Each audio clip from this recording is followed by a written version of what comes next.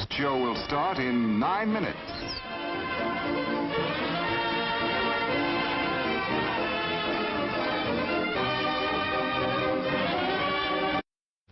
What is it? Say, What is it? hey, why it's Buttercup. Popcorn, add sweet green butter to hot popcorn. Mix it up, wrap it up, Buttercup is born. It's delicious. So nutritious. It's a taste delight. It's so munchy, Crisp and crunchy. you'll enjoy each bite. Eat butter-drenched Buttercup, popcorn at its best. Served in a king-size cup. It beats all the rest.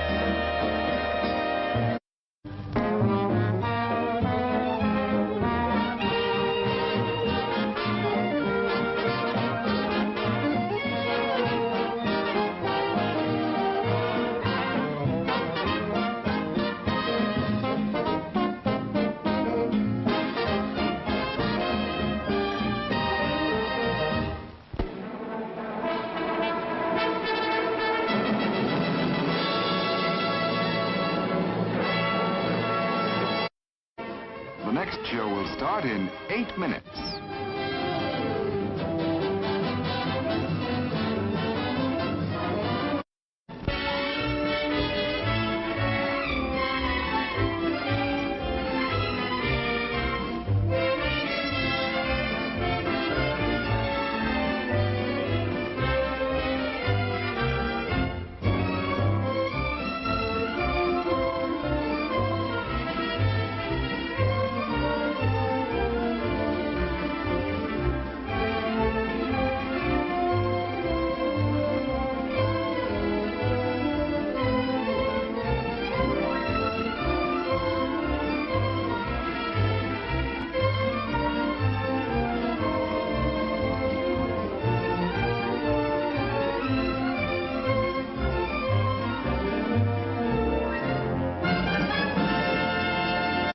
For refreshment.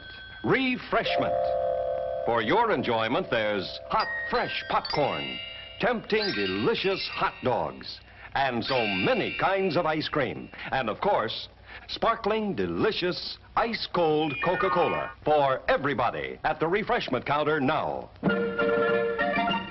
Remember, your favorite snack will taste especially good with world-famous ice-cold Coca-Cola.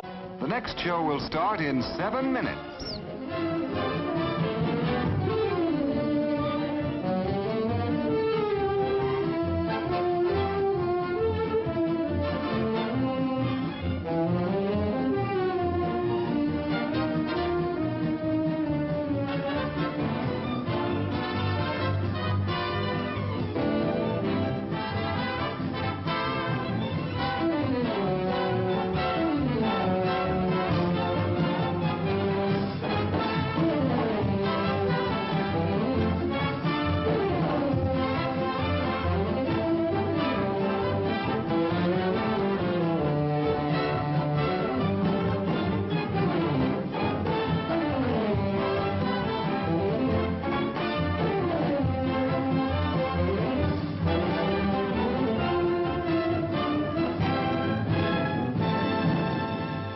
The next show will start in 6 minutes.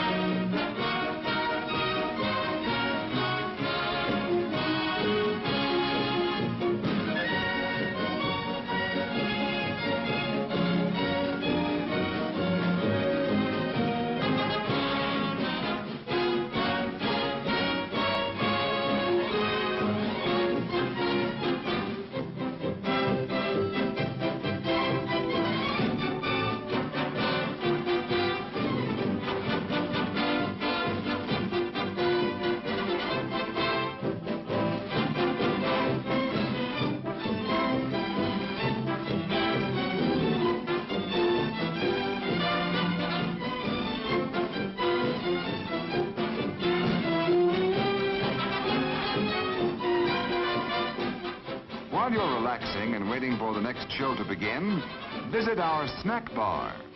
The next show will start in 5 minutes.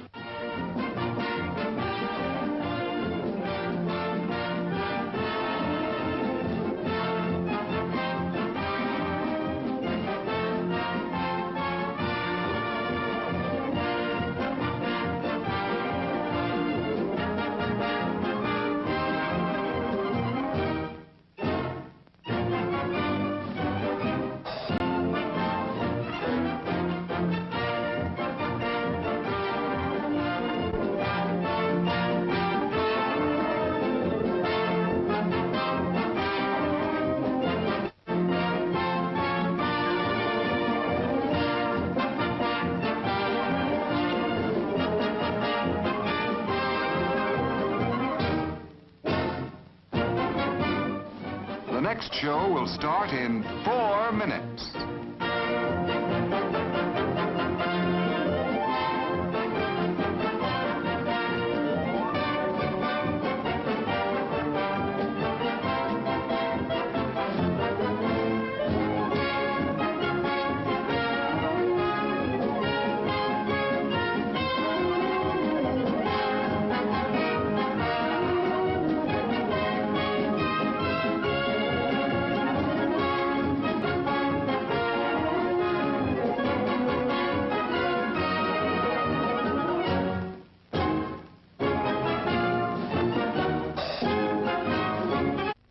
Suppose there's time? Sure, there's still time to visit our famed snack bar, where we offer a wide variety of good things to eat and drink to top off your evening. Want a suggestion? How about enjoying a treat we're famous for? A refreshing cup of smooth, chocolatey good Jubilee hot chocolate. Such a comforting, special kind of drink, and a favorite with folks of all ages. Hot chocolate goes down real easy this time of night, makes you feel warm and altogether wonderful. Bet you've never tasted hot chocolate quite as good as we make it. Enjoy a cup tonight. Hot dogs with your favorite trimming for men and boys, girls and women. Dress them up to suit your taste. They're good. So good. The next show will start in 3 minutes.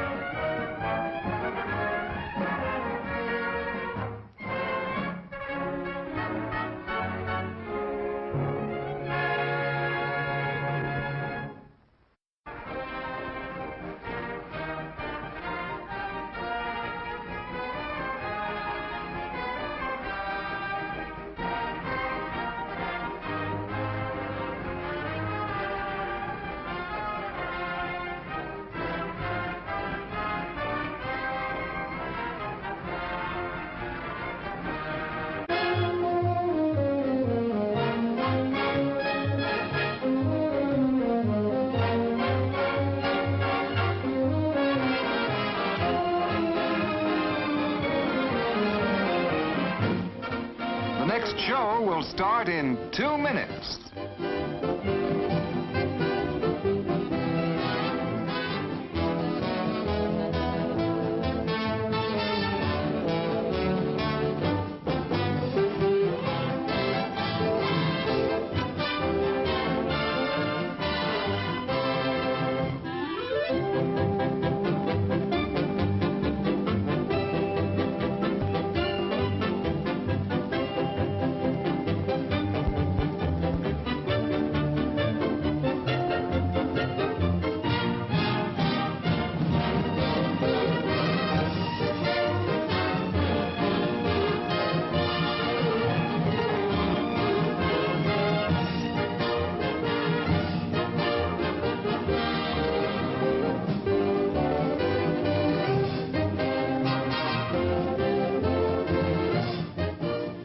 The next show will start in 1 minute.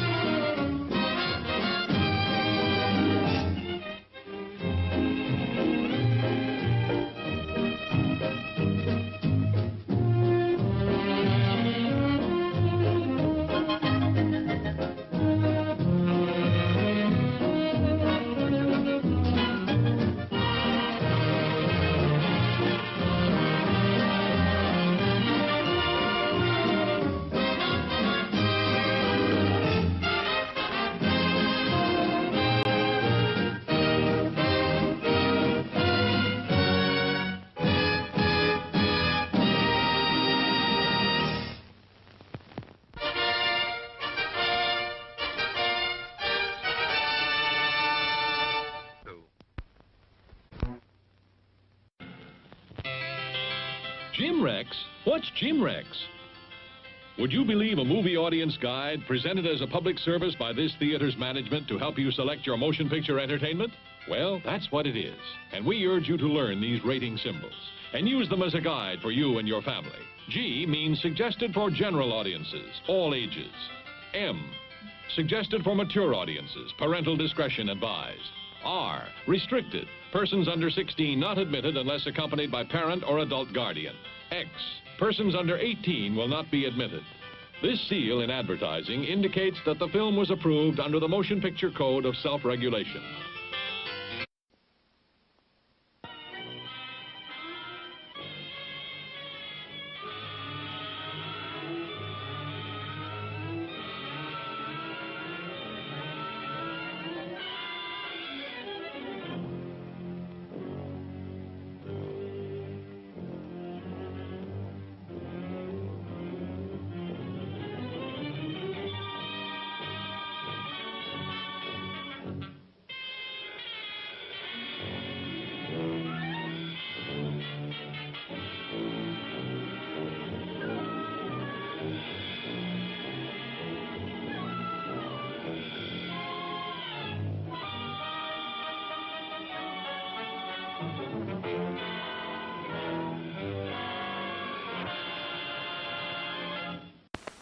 Hi, folks.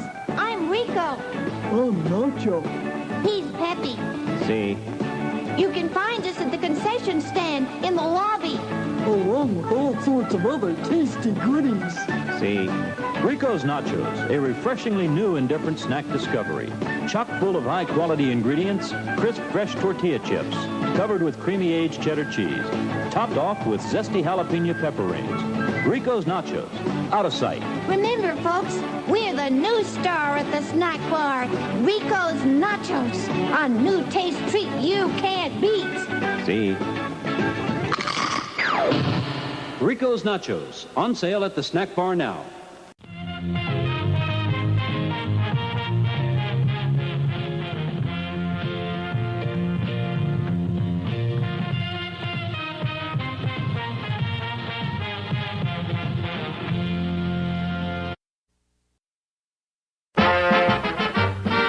About to witness the takeoff of the first manned rocket to outer space. We pick up the count. 7, 6, 5, 4, 3, 2, 1, 0!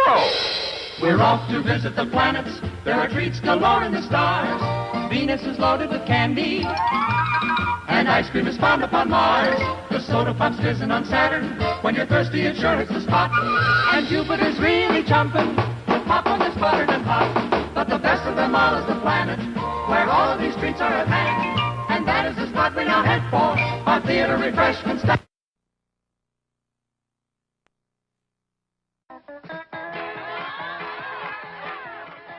Good evening. It's intermission time. And during the next 10 minutes, we invite you to visit our refreshment stand located in the center of the drive-in. Our service is friendly and quick.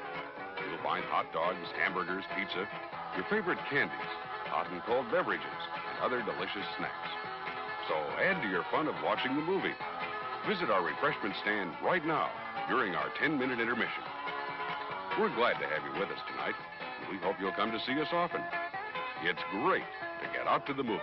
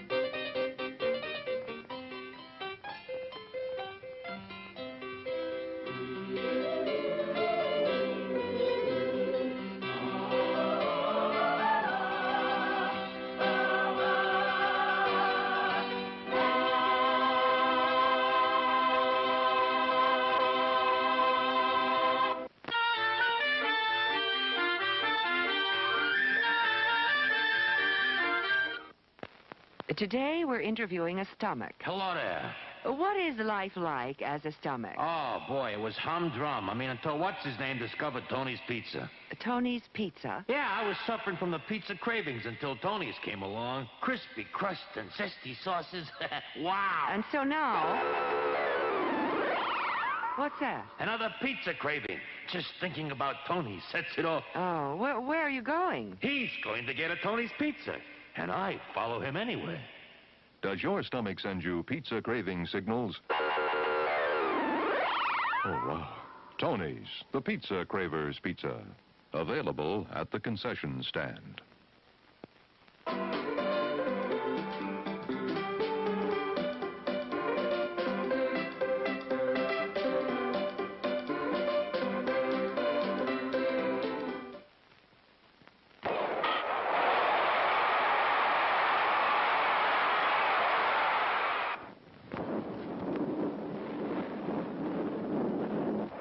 Come Flavos, the delicious oriental treat that's out of this world for taste-tempting goodness. Light and delicious, full of tender, juicy, fresh shrimp meat. It's America's favorite shrimp rolls. Try Flavos. You'll say they're shrimply delicious. Hungry? We have it. Kettle from the popper. There are other treats for you, too, such as fresh candies and ice cream. Visit the Refreshment Center now. Enjoy a delicious snack and ice-cold Coca-Cola.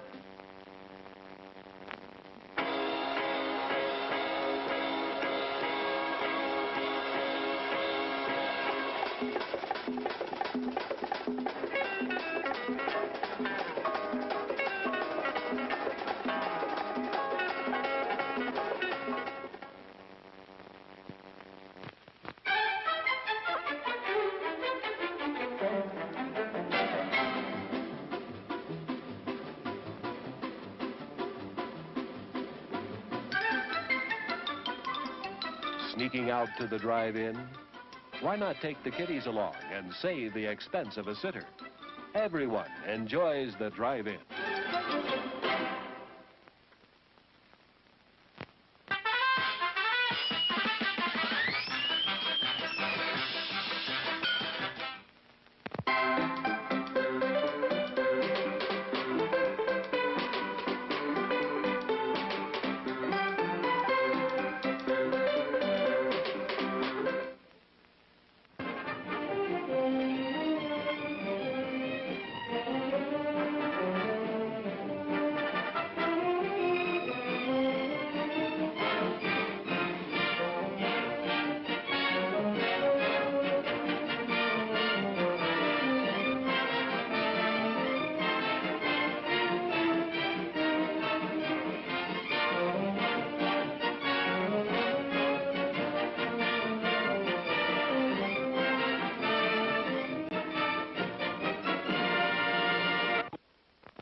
Please replace the speaker on its rack when you're ready to leave.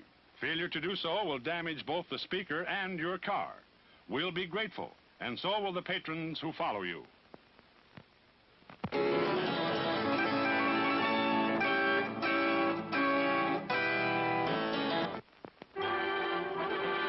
It's intermission. Rise and stretch time. Time to refresh yourself and visit our snack bar. Got a yen for hot popcorn?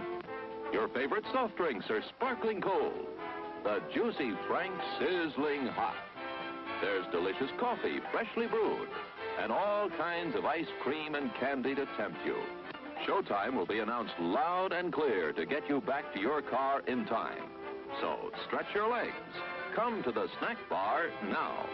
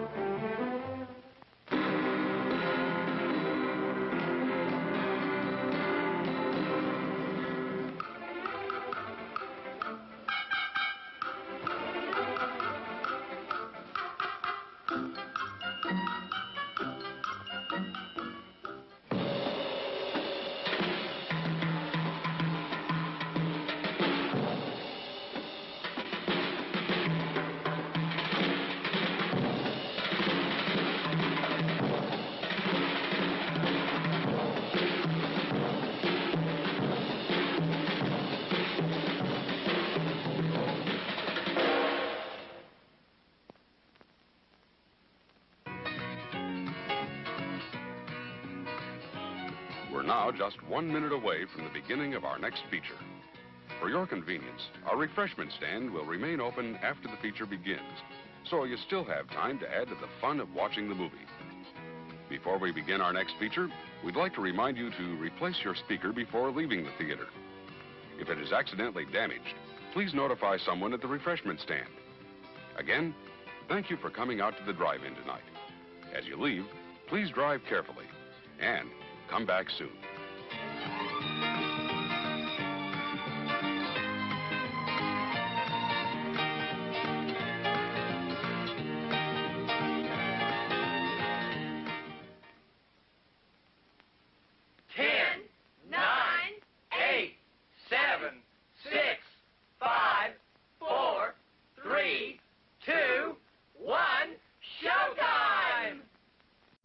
Please replace the speaker on its rack when you're ready to leave. Failure to do so will damage both the speaker and your car. We'll be grateful, and so will the patrons who follow you.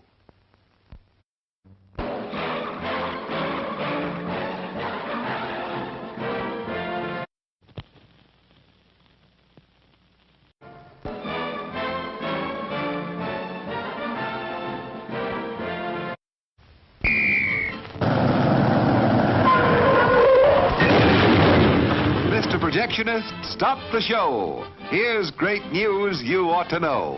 We've just got a shipment of taste-thrilled treats, all tip-top quality and delicious eats. There are hot dogs and popcorn and candy galore. There's soft drinks and coffee and a whole lot more. So direct your steps to our refreshment stand to enjoy the finest snacks in all the land.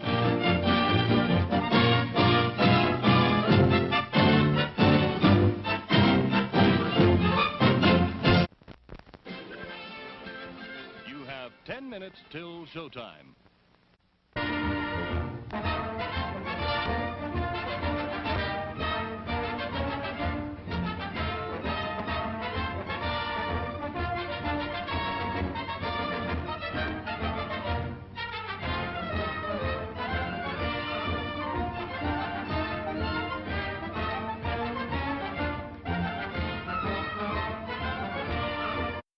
You've seen the show. It was quite a treat. But now you'd like something to eat, so right this way to the concession stand serving Castleberry's, the best in the land. Yes, sir. Castleberry's is real southern barbecue. Choice cuts of meat slowly cooked over open pits of smoldering oak coals for honest-to-goodness barbecue flavor. You'll also find hot coffee, cold soft drinks, and delicious ice cream in our snack bar to go with your Castleberry sandwich. Just look at that generous helping of rich, juicy barbecue. Yum, yum. For a real taste thrill, Castleberry's barbecue will fill the... The next show will start in 9 minutes. Golden pure creamery butter, rich, flavorful, satisfying. That's what it takes for the finest buttered popcorn, and that's what we use. See for yourself why there's no Showtime treat to equal the crisp, delicious flavor of hot popcorn that's bathed in real melted butter. It's at the concession stand now.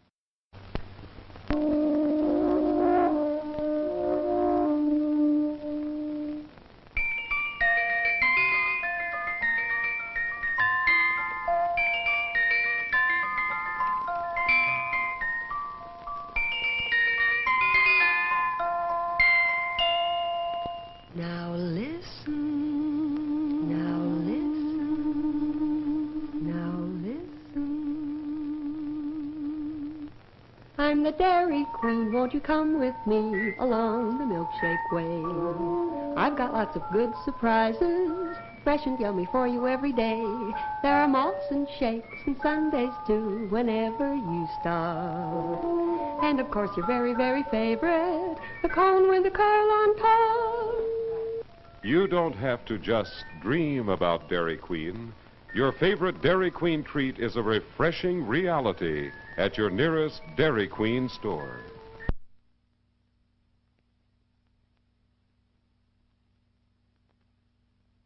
The next show will start in 8 minutes. Hey!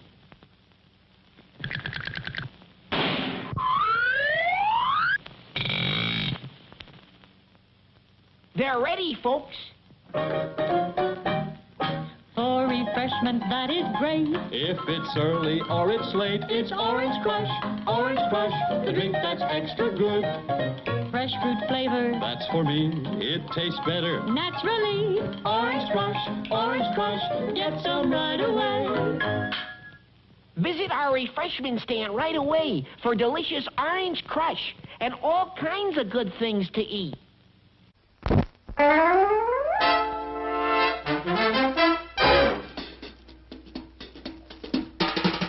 Oh, the time is now, the time is here. Now's the time for a bite of cheer. A tasty delight where the price is right. Well, look here, you'll dig this sight. The moment's handy for a piece of candy. Just name your brand, they're all so grand. Hey, what do you think of a nice cool drink? Or a big box filled with a popcorn thrill? Let your taste buds meet with an ice cream treat. Refresh yourselves, it's time to eat. So come on, folks, let's join the band as we all head for the refreshment stand. 10, 9, 8, 7 minutes to go. Let's play That's Cheap. Da da da da da da. Oh, you're it. No, I'm not. Come on. I'm it. 1, that's 2, that's 3, that's treat. 4, that's 5, that's 6, that's treat. 7, that's 8, that's 9, that's treat. That's treat chocolate drink. Oh, that's treat chocolate drink, please. That's treat drink so good. I want some. Me too. Everybody loves it. So good. It's good hot or cold. Mom and Dad love it. So, get that treat chocolate drink at the snack bar now. Still plenty of time to come and be served at the refreshment center before showtime.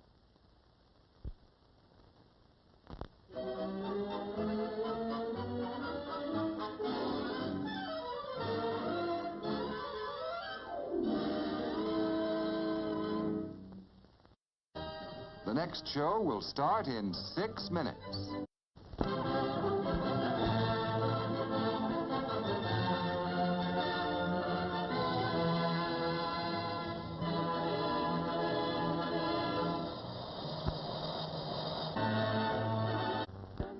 With mustard and relish, you'll guarantee mouth-watering satisfaction. And now he slips his costume on a beautiful golden bun. There's his cue to go out on stage. He's the natural. He's the rage. Meet this person at a seat at our refreshment counter. Treat the family.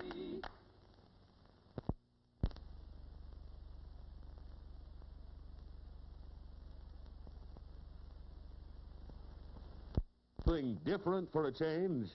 Then try the perfect refreshment. Chili Dilly, a delicious pickle treat that's spiced just right for every bite. Economical, too. There's no waste. You eat every bit of the juicy goodness of Chili Dilly. How about trying one right now? Chili Dilly, on sale at our concession stand. You'll love 'em. You have 5 minutes till showtime. Time for refreshment. Refreshment. For your enjoyment, there's hot, fresh popcorn, tempting, delicious hot dogs, and so many kinds of ice cream. And, of course, sparkling, delicious, ice-cold Coca-Cola for everybody at the refreshment counter now. Remember, your favorite snack will taste especially good with world-famous ice-cold Coca-Cola. It's refreshment time, folks. Time out for a delicious snack in our sparkling refreshment building. Every item a fresh, appetizing taste treat. Fresh popcorn, delicious and crisp, with or without butter. Sizzling hot dogs, bursting with juicy goodness. Tender, tasty hamburgers with all the trimmings.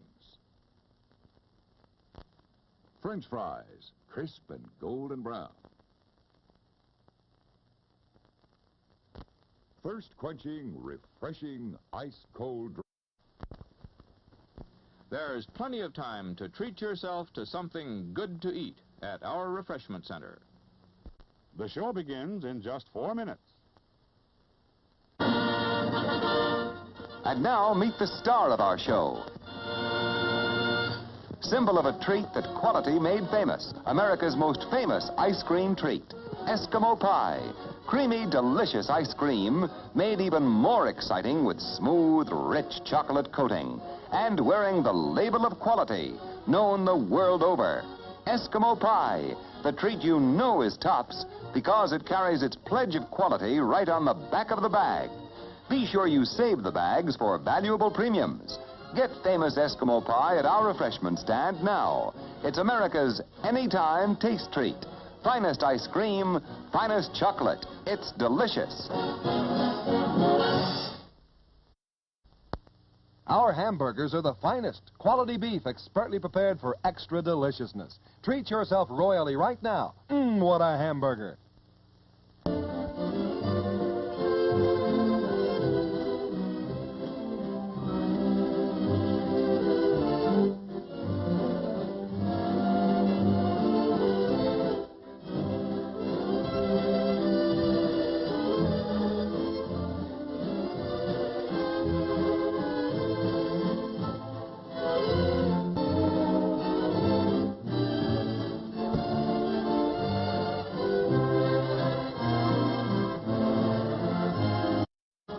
The next show will start in 3 minutes.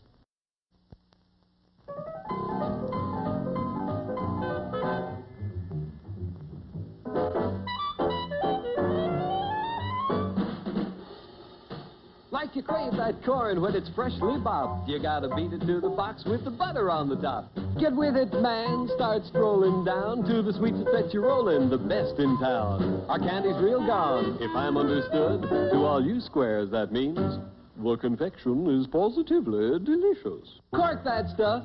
Give me 5. Let me send you into this nutty jive.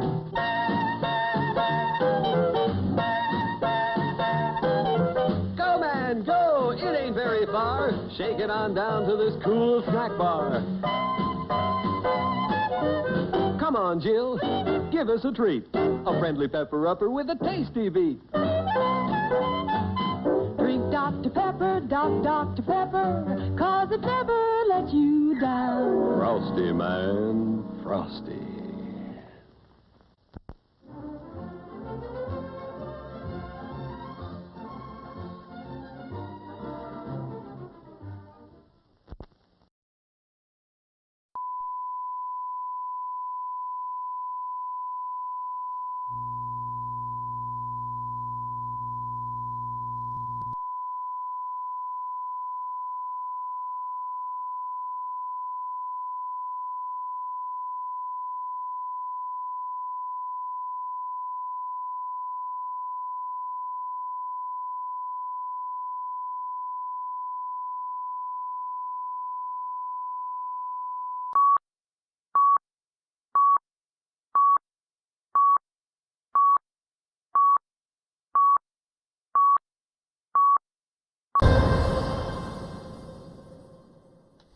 Check, check. Testing one. Fuck it.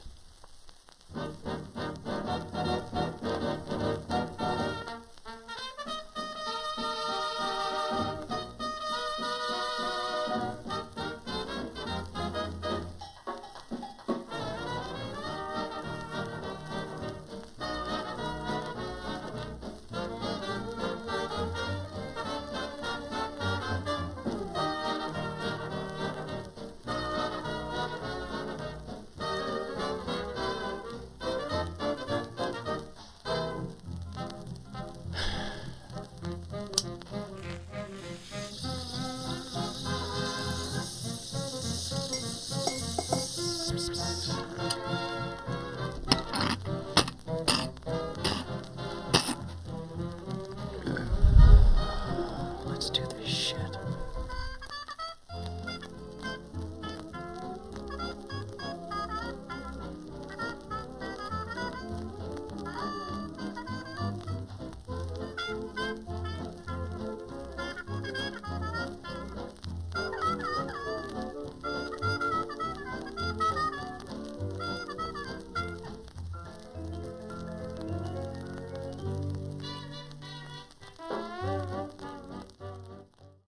I guess that's my cue, right? I better get on the ball here, jeez. Good morning, everyone. It's the 17th of November, a couple of weeks away from Black Friday. Black Friday, Black Friday, Black Friday. Anyway, here I am.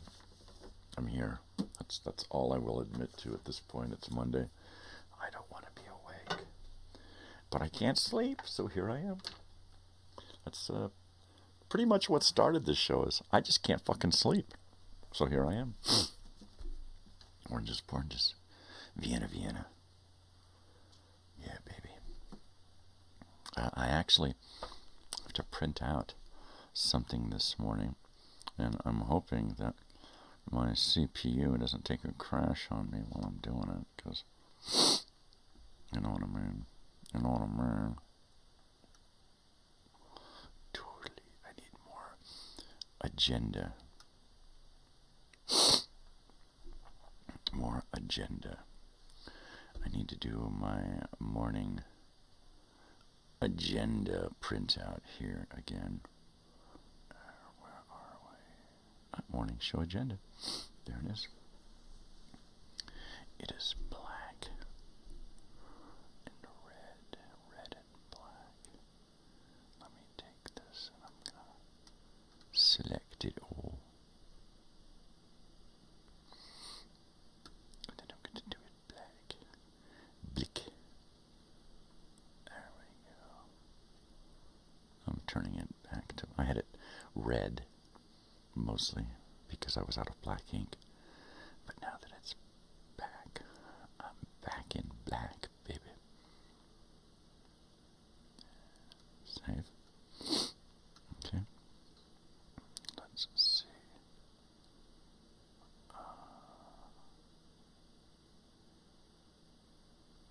Totally. I just need to print now.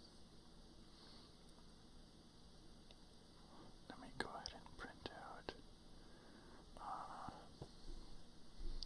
6, 7. I'll do 7 just in case.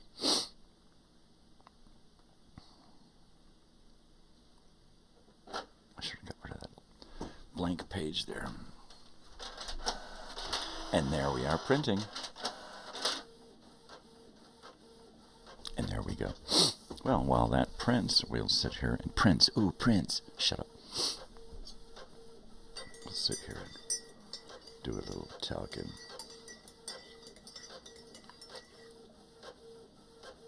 Totally, man. I'm going to print out 7, so that's going to be going for a few minutes.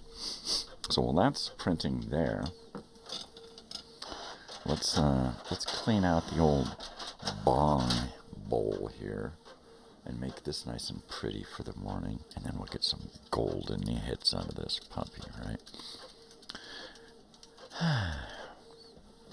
You know what I forgot to do this morning?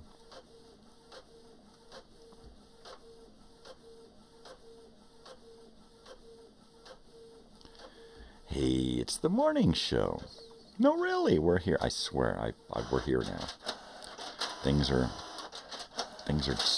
doing stuff around here. It's morning. It's totally morning, man. Yeah, hear me now and wake up later. My wife and I are really enjoying Longmire. I watched all of it except for the very last episode. So, basically because I was hoping they were going to come back. Somebody was going to pick it up. They'd do a reboot. If I won the lottery and had, you know, $500 million, I would get the final movie of Longmire produced. I would finish it off. You got to finish off a series, man. You can't leave a series hanging like that. It just sucks. You know, there needs to be closure. There needs to be an end game thing going on, you know. And they got nothing going on. They got nothing. So, it just wants to keep going.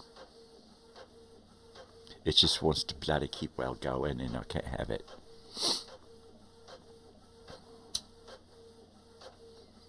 Totally. We're also watching Asia. Asia 100. Because I need more than Ninja. Ninja's a dud now at this point. I need something more. I need my humans on this planet to do more than just run around chasing their tails. Hey? Shut up. Alright. I'm gonna clean this fucking thing out this morning for once and for all.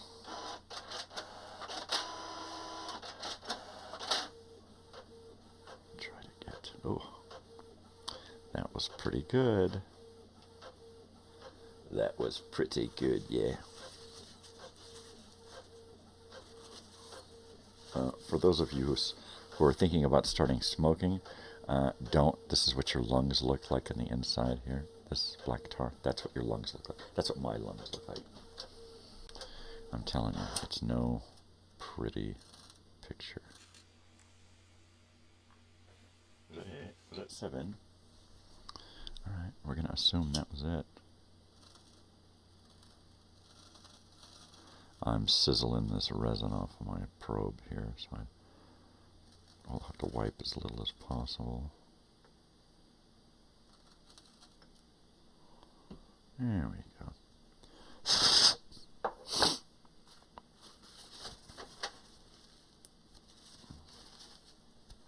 Yeah, that's it. That's it, man. Just trying to clean it up. Clean it up a little bit. Getting it ready for a splendiferous day. I gotta leave this morning and go down into the desert again because it's Monday. It's the day my daughter and I go down. She does her class and we hang out. It's Daddy-Daughter Day. That's what it is, man.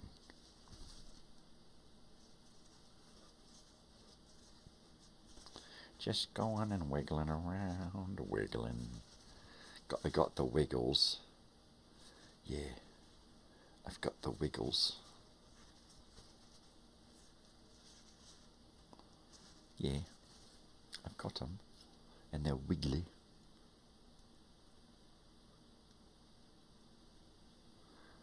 Yeah, it's a bit wiggly.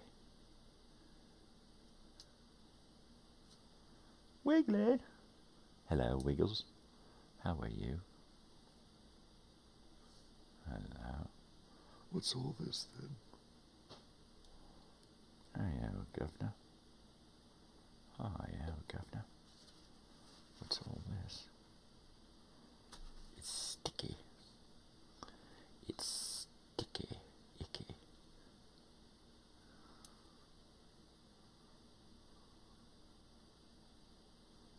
Sticky? Hello, Sticky. How are you? Are you Sticky? Yeah, baby, that's me. Sticky, Icky. Hey, good morning, James. How you doing? I'm just sitting here cleaning my bowl, getting it ready for a righteous bong hit this morning. That's all I'm doing. Nothing spectacular. How you doing?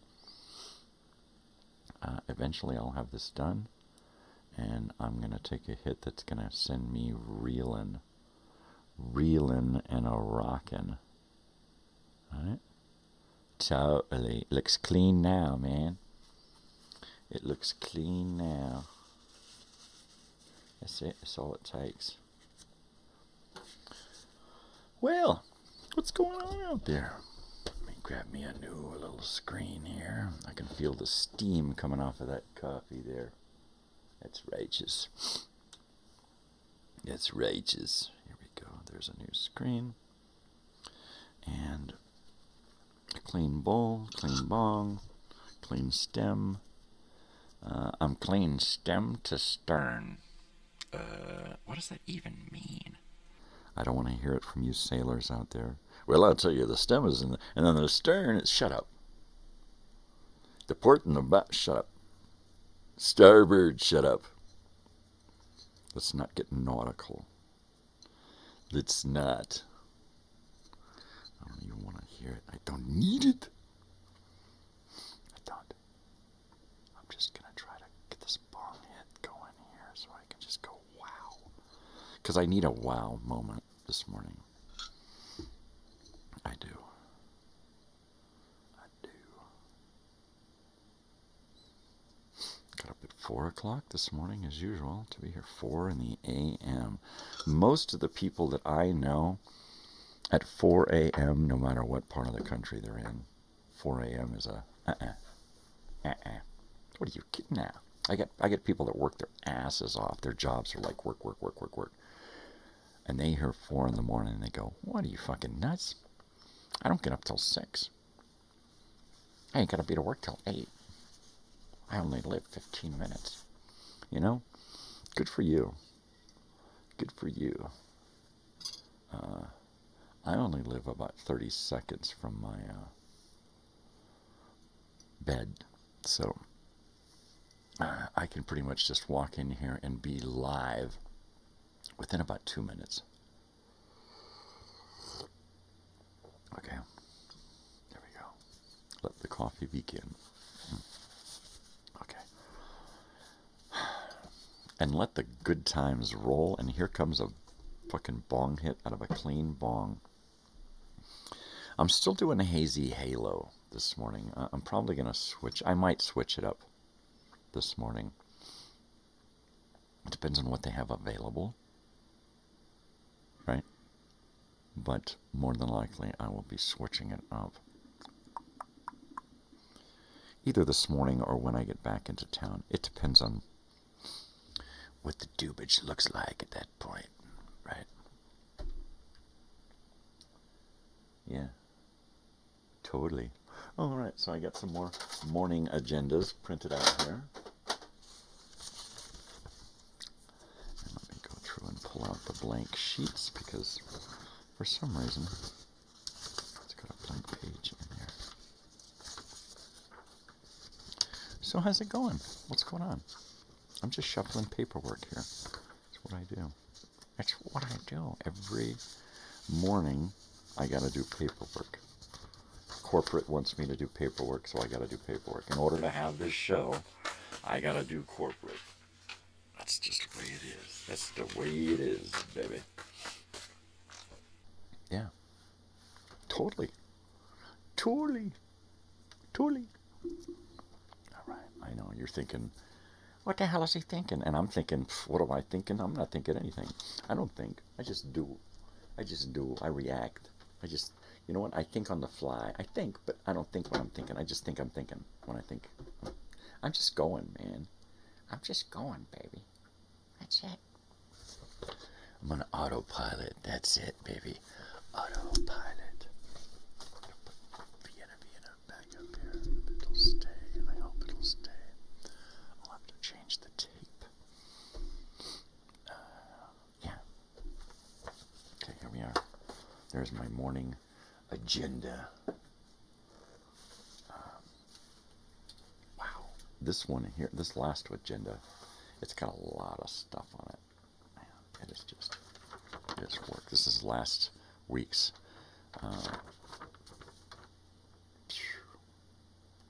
And there's a lot going on. Let me load this clipboard with some new. Before I start writing on them and separating them from each other, I must punch holes so I can fit them into the binder. When they're done, they go into the binder. This guy's got it going on, man. He's like all professional and everything. Jeez, what a twit. What a twit. And there's that. There we are. All right, I'm going to do this bong hit now because I'm real excited about it.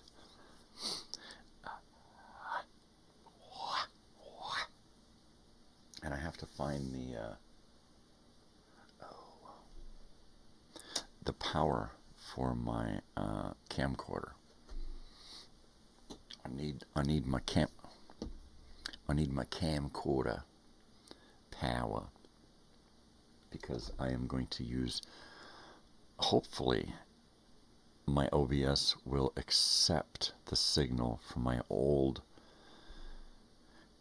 camcorder, and I can use that as my picture for my Black Friday, because as you know, the Black Friday special that used to be dubbed the telethon is now just the Black Friday special. I'm not going to do a telethon yet, because I want to save the idea for a telethon for raising subscriptions or money or something at some point. So I'm going to leave that till I'm just going to do a special. It's going to be a 6-hour special. No, 12 hours. It's going to go on as long as it goes on. I'm going to set it up to go 12 hours, the show. It may not go that long. I am going to have things to watch. I'm going to have things to do. It'll be fun.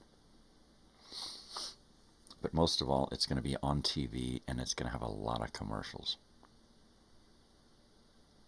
And it's going to be friggin' awesome.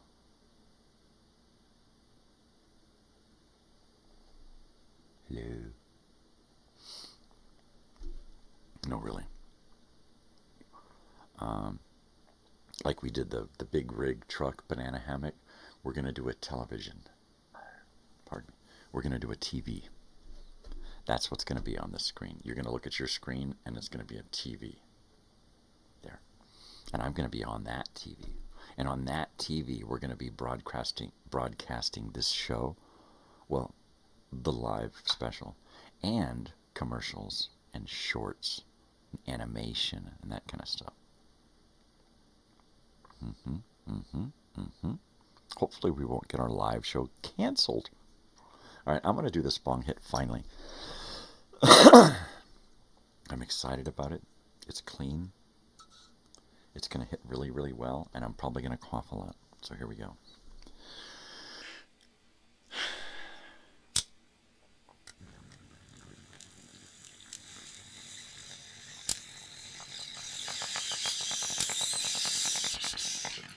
Oh yeah, that's hitting really good. I don't even need to cough. It's so good. Wow. That's great. That's...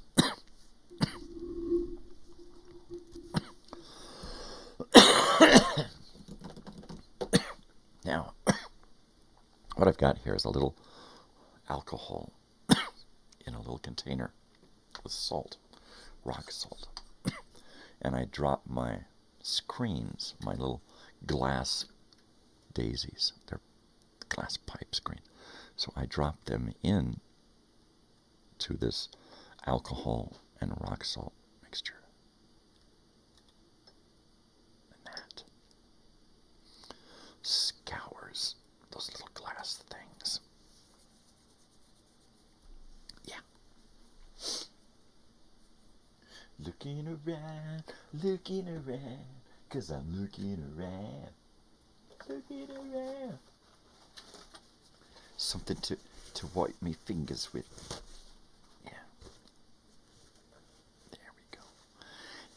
There we go. Yeah, we're good. Cover that back up. What I need is a little plastic vial with alcohol and salt in it that's big enough that I can put my bowl into and shake it up, clean it out. Right? And then I can pull one out, wipe it down, clean it, and drop a dirty one in, right? That would be cool. That would be cool. Anyway, here this morning, we're just doing bong hits, coffee, bong hits. When somebody's ready, we'll do some live music. This is the morning report. This is the morning show, and this is the morning report. So we're reporting in. I gotta go check to see if there's a dog once out.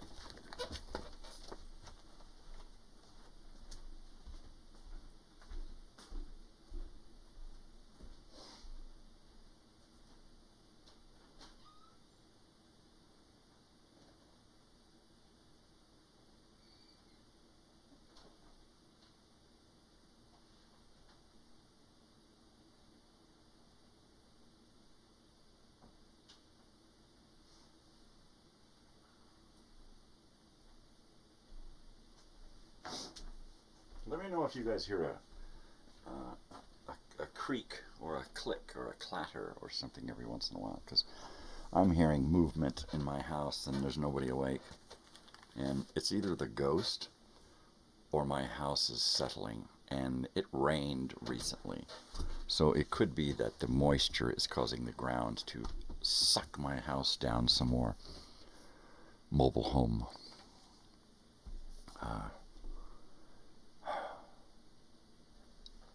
I guess if we could, we'd move, but we can't, so we won't. We'll just sit here and wait until it all falls down around us, and then pick up the pieces and move on to whatever comes next. Right? I don't have the finances to plan for, you know what my finances are? Playing the lottery. That's it. Every once in a while, I take a couple of dollars down, and I pick some numbers, and that's it. That's all I got, you know. That's all I got. Broken, disabled, retired, whatever you want to call it.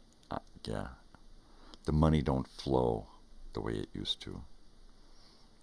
So therefore, if I could, I would just pick us up and move us into a nicer, safer, healthier home. But this is what we got, baby.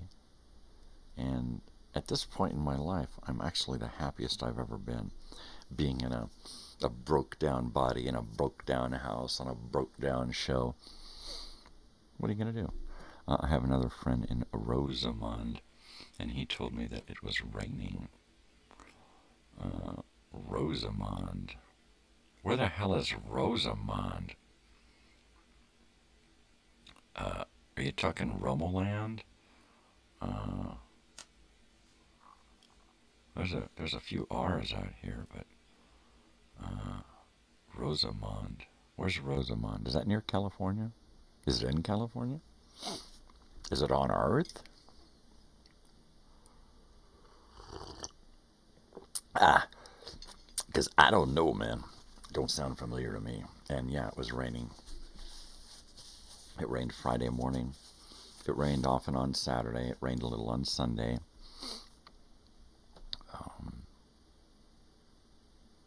I don't know if it's rained today. It says that it's mostly clear in 46. In the high desert in Southern California. Well, what's it? Find out what it's close to when you get a chance. In fact, let me just grab my... There's the house creaking again. I swear this house is just gonna... It's just gonna fall.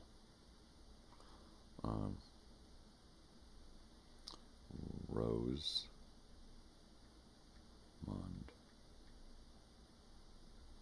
Rosemont, California. Oh, Rosemond, I see. Uh-huh. I just saw it there.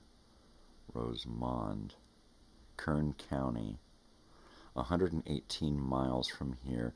That's in the high desert. That's in Kern County. Yeah, that's up by Lancaster. I have never heard of Rosamond. It's on the 14, on the way to the 58. The 58 is where Kramer Junction is. There's Boron. Yeah, so I'm familiar with this area, but I think that I've only been through Rosemont once or twice. I took the 14 out of Los Angeles on a Greyhound once, and we stopped in Lancaster, I think it was Lancaster, but we yeah, I remember going up into Palmdale, Lancaster of the 14, and then we went up to 395. There it is, Inyokern. All right, so there you go. Rosemont, yeah, that's probably in a couple of hours from here. Probably. Has no neighbors around this place. Yeah, if you look at the place on the satellite, there's nothing there. It's like driving 30 minutes that way and having a place where there's just nobody, right?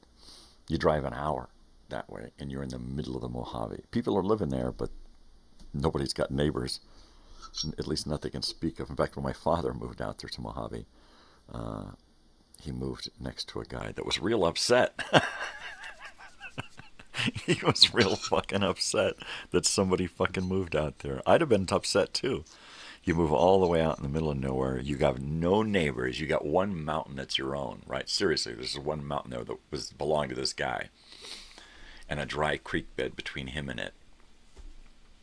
And there pops my father with his tractor, making roads and digging holes and trenches and water tanks and trailer and stalls, and yeah, that guy was none too happy about it. Honestly, I would have gone where there was nobody, or at least further away than the only person out there. What do you do? Somebody had leased the property out on the Mojave, and what you do is you lease it for $1 a year, I think per acre or something. And it's a really good deal, but there's nothing out there. And you can't build permanent. So anything you bring out there has to be built above the ground. You can't have a foundation. You can build a house on stilts, right? Because it can be, it's not built to the ground. It's just on the ground. So therefore, theoretically, it can be moved or dismantled without disrupting the ground. And that's pretty cool. If I had a couple of tiny homes, a big motor home, an out trailer, a cargo container, a couple of huge water tanks, and I don't know, a tractor, some solar stuff, I'd probably just go out there and go for it, you know. But you would really have to go out there every weekend for a year and get it ready, and then move out there. Because once you're out there, you're away from everything. You're like an hour and a half from any services, food, goods, fire station, paramedics, ambulance. Literally, there's no cell signal out there. There's nothing. No cell signal.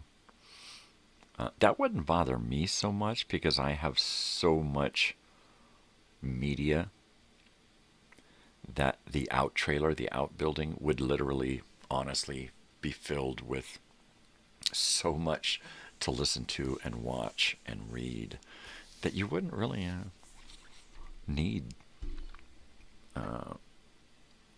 streaming Wi-Fi, that kind of shit. My father was in his 70s when he was out there, which he's a fucking he was a lunatic for doing it. Because he was himself. He was himself. He was in 70s. He was in poor health. And he lived out in the middle of nowhere with a bunch of animals.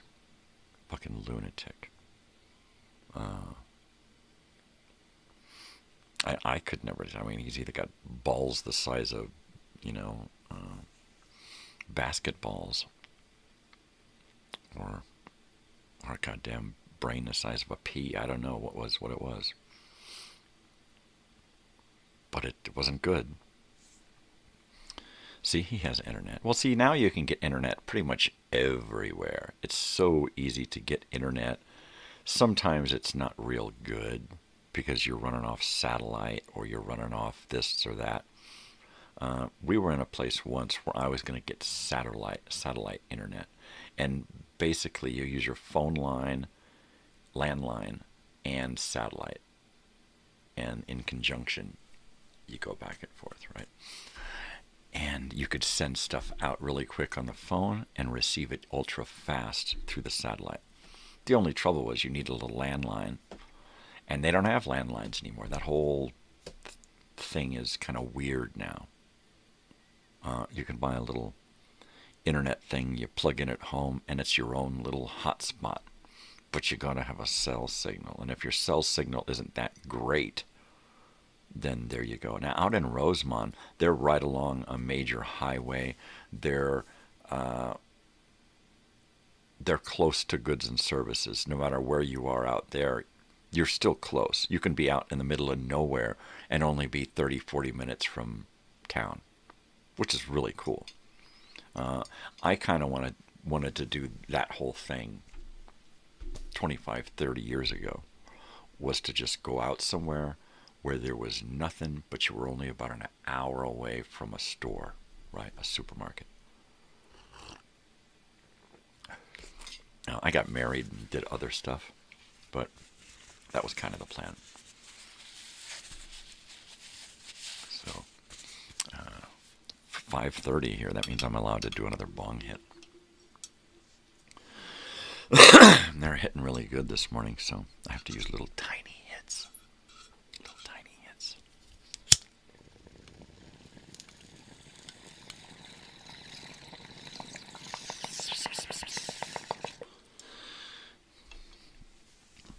My daughter is off from school for 1 week during Thanksgiving. Of course, she's got to study for her final. And then once she's done with school this winter, she'll be on a 1-month winter break. That's great, man. That's fucking great. It's weird. We're in the high desert. We're surrounded by everything and civilization, right? But you go into the park, into the national park, or into the Mojave Preserve, and there's no cell signal at all whatsoever, right?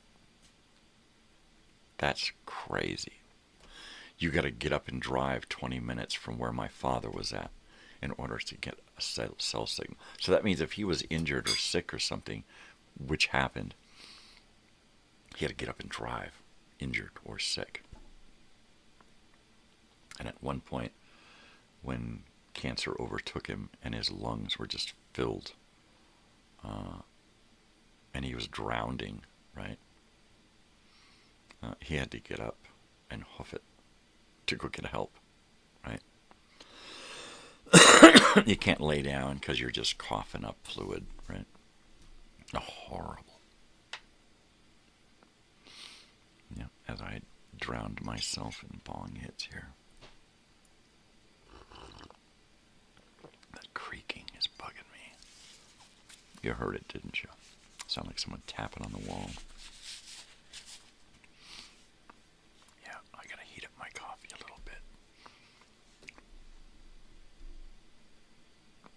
my teeth are going to be wobbly once I'm done drinking hot coffee. That's all right. I'm just going to yank them out.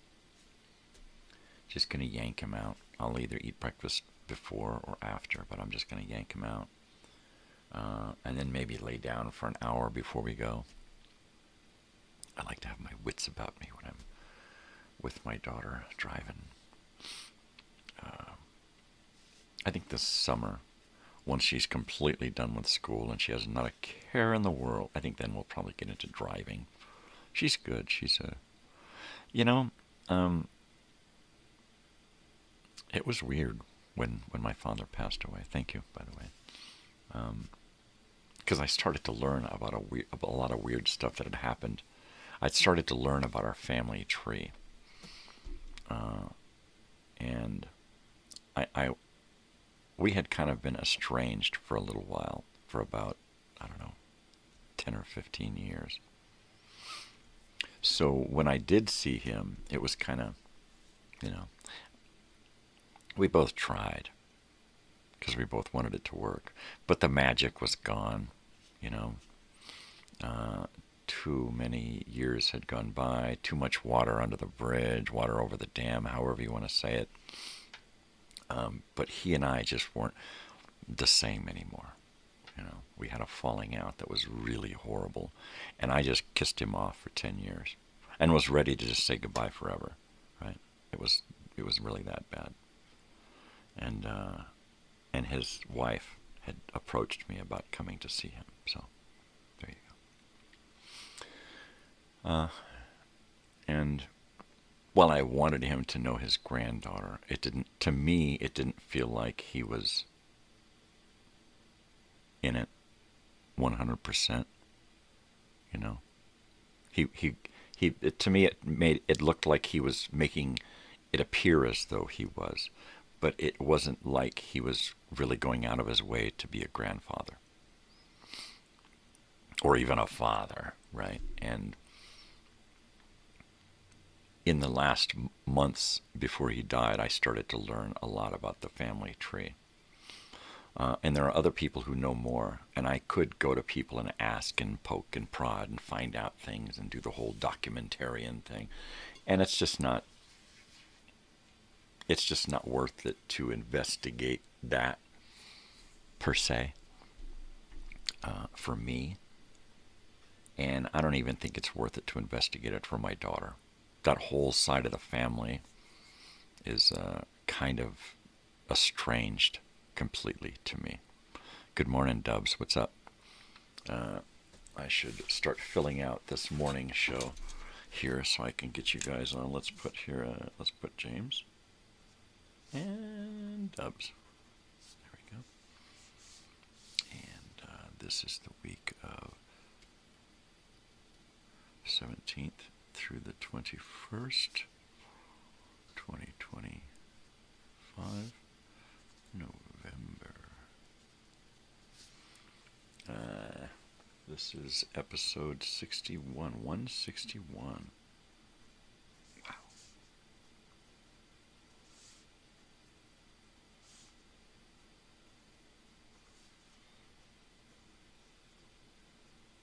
There we go. We go. You know, it is a little bit chilly. It is in the 40s. And it is a little bit chilly. It is. I decided that I'm going to start wearing my sweaters in the morning, which is cool because now I can wear some of these shorter, smaller shirts, like my California shirt here. This is one of those cool retro shirts. We bought this in Hollywood when the three of us were there together, bopping around. And I can't remember when that was. One of those days that we just drove up there to go to Olvera Street and eat Mexican and drive around and look at the stars on the Walk of Fame and, you know, just do that Hollywood, Southern California thing. It's pretty cool. I like to do that every once in a while. Not so much now. L.A. County, federal crap. I don't even want to see one of those vehicles. I would blow it. So I try to stay away from that shit. That's right, I'm going to heat this up. I'm not even going to put the be right back thing up because I will be back sooner than that. I need 15, 20 seconds in my coffee.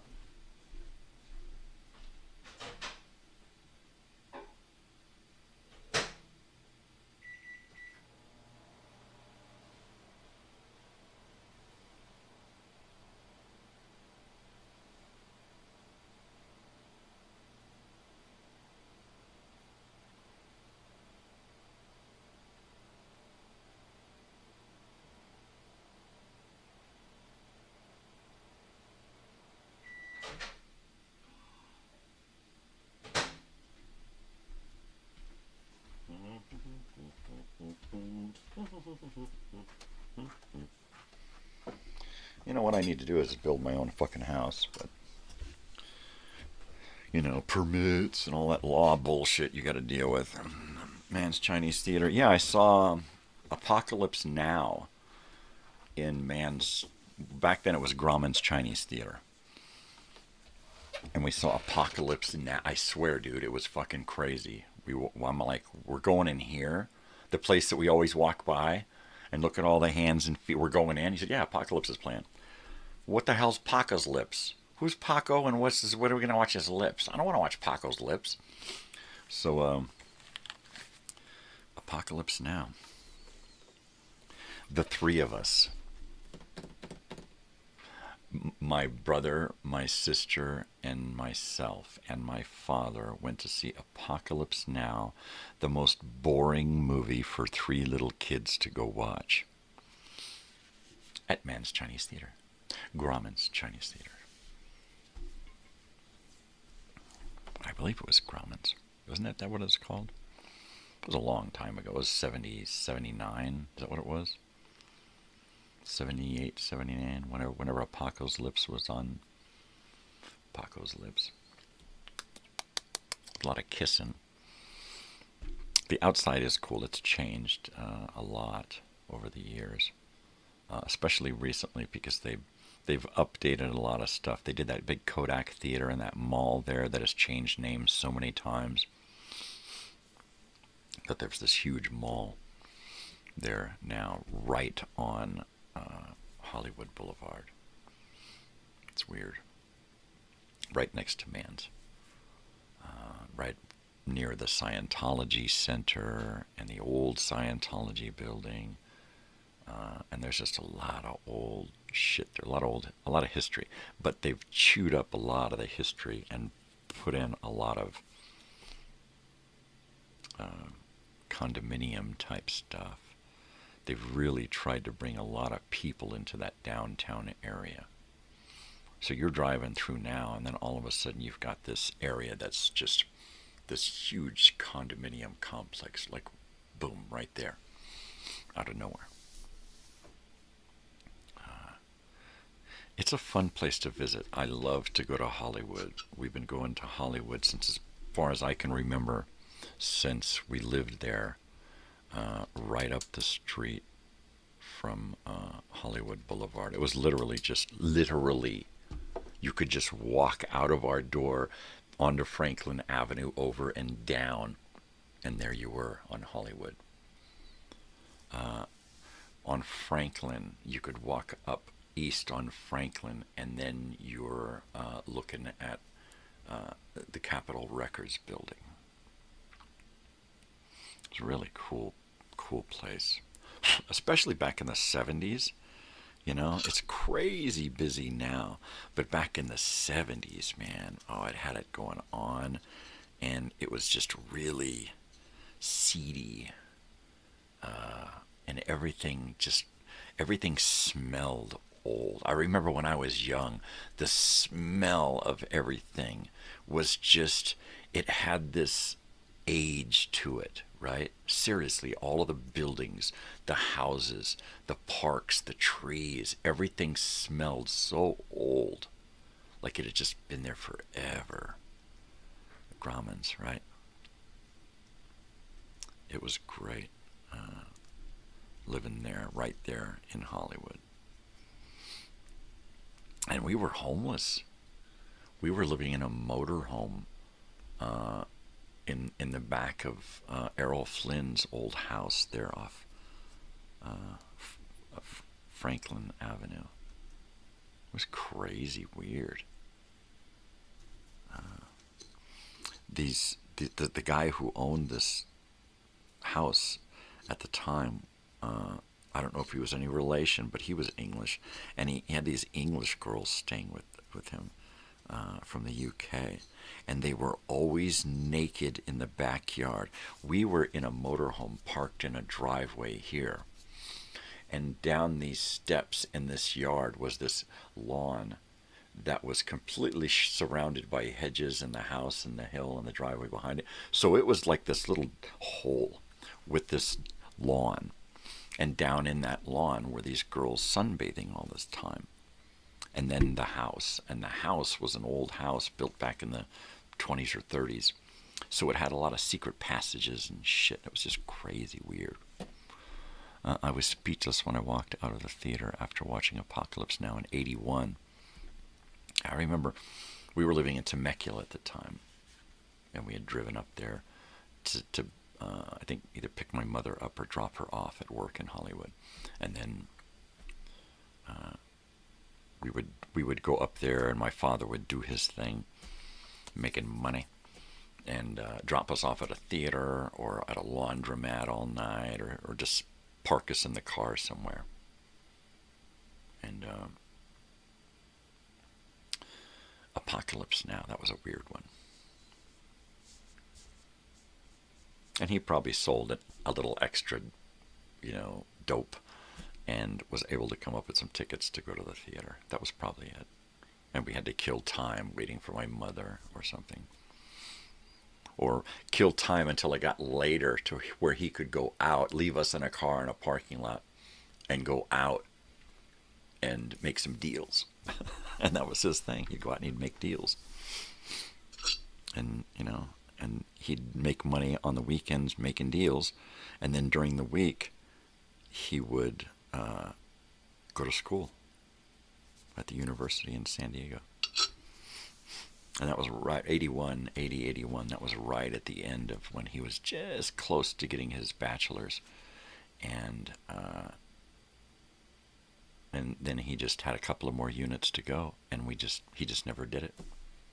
Just never followed through. And whether it was because he had a family and kids and all these other responsibilities, whatever. But that just never panned out. But he did a lot of deals. Yeah, the weekends were in Hollywood, and the week was down in San Diego. And of course, he's going to San Diego every day doing the same thing down there, doing deals on campus. And then he would go to the beach. He'd go to clubs and stuff down there. Oh, yeah.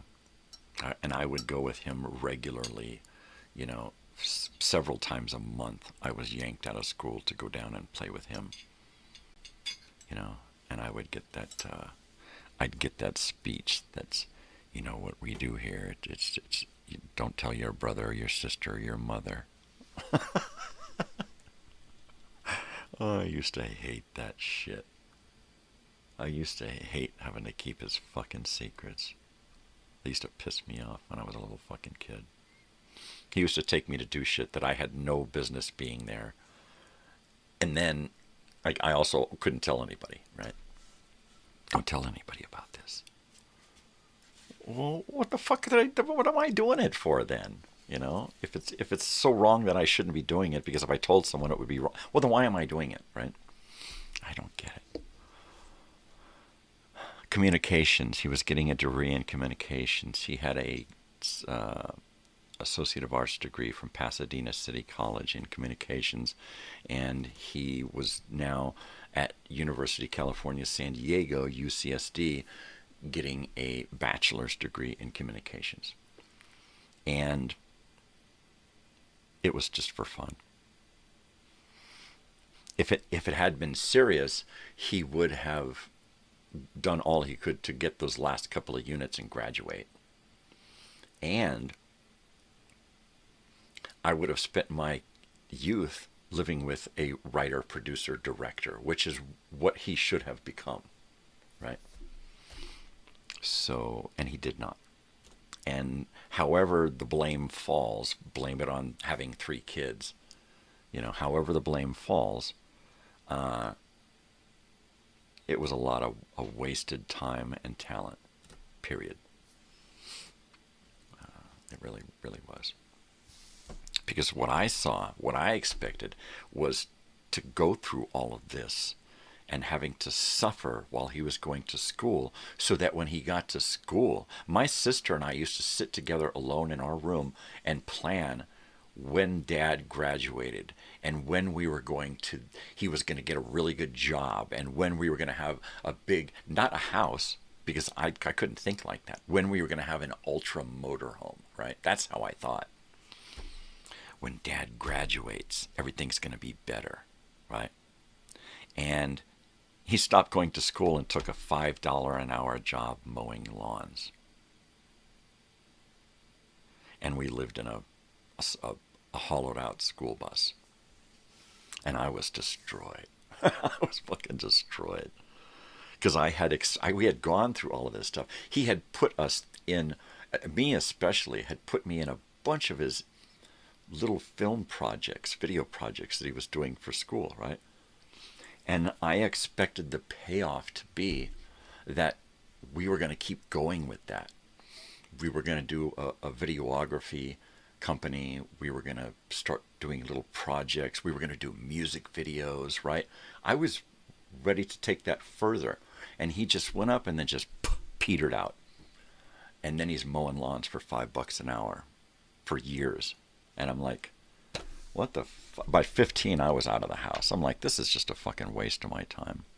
You know, this is just, why am I even here on this fucking planet, let alone here in this old school bus with these people who just don't give 2 shits about myself or themselves, right? To just, this is it, right? Do something. Write, you know, explore, just, you know, get up and leave. Go. If we're the fucking blame, then get up and fucking go. Go do something with your life. But don't just fucking waste it. All these promises and shit that were just gone. Lots of potential. I'm the same way. Lots of potential wasted. We just have so much to give and so little opportunity, right? It's so hard just to be an artist, just to be a musician, just to be a writer or a thinker or an actor. It's so hard because you got to make a living. You got to earn your way through life. You know, you got to survive. And then if you can survive and accomplish those goals, well, you must have a golden fucking ticket somewhere, right? Yeah, I could have been a contender. I could have been so much, you know. I wanted to go to art school. I wanted to go to. I really tried. I mean, I stayed in school all the way through high school. Finally, wanted to go to a trade school. Got a GED. Went to a trade school. If the government hadn't closed that down, I'd have been a mechanic. And I went to 2 other trades. I went to graphic design school and did that. And then found out through that I was an artist. And I didn't want to do graphic design. I didn't want to create something that was just for money. I wanted to create and do stuff that was for me. And then if other people could appreciate that, then there you go. Yeah. Yes, I will agree with that. Yes. Yes, you are correct, sir.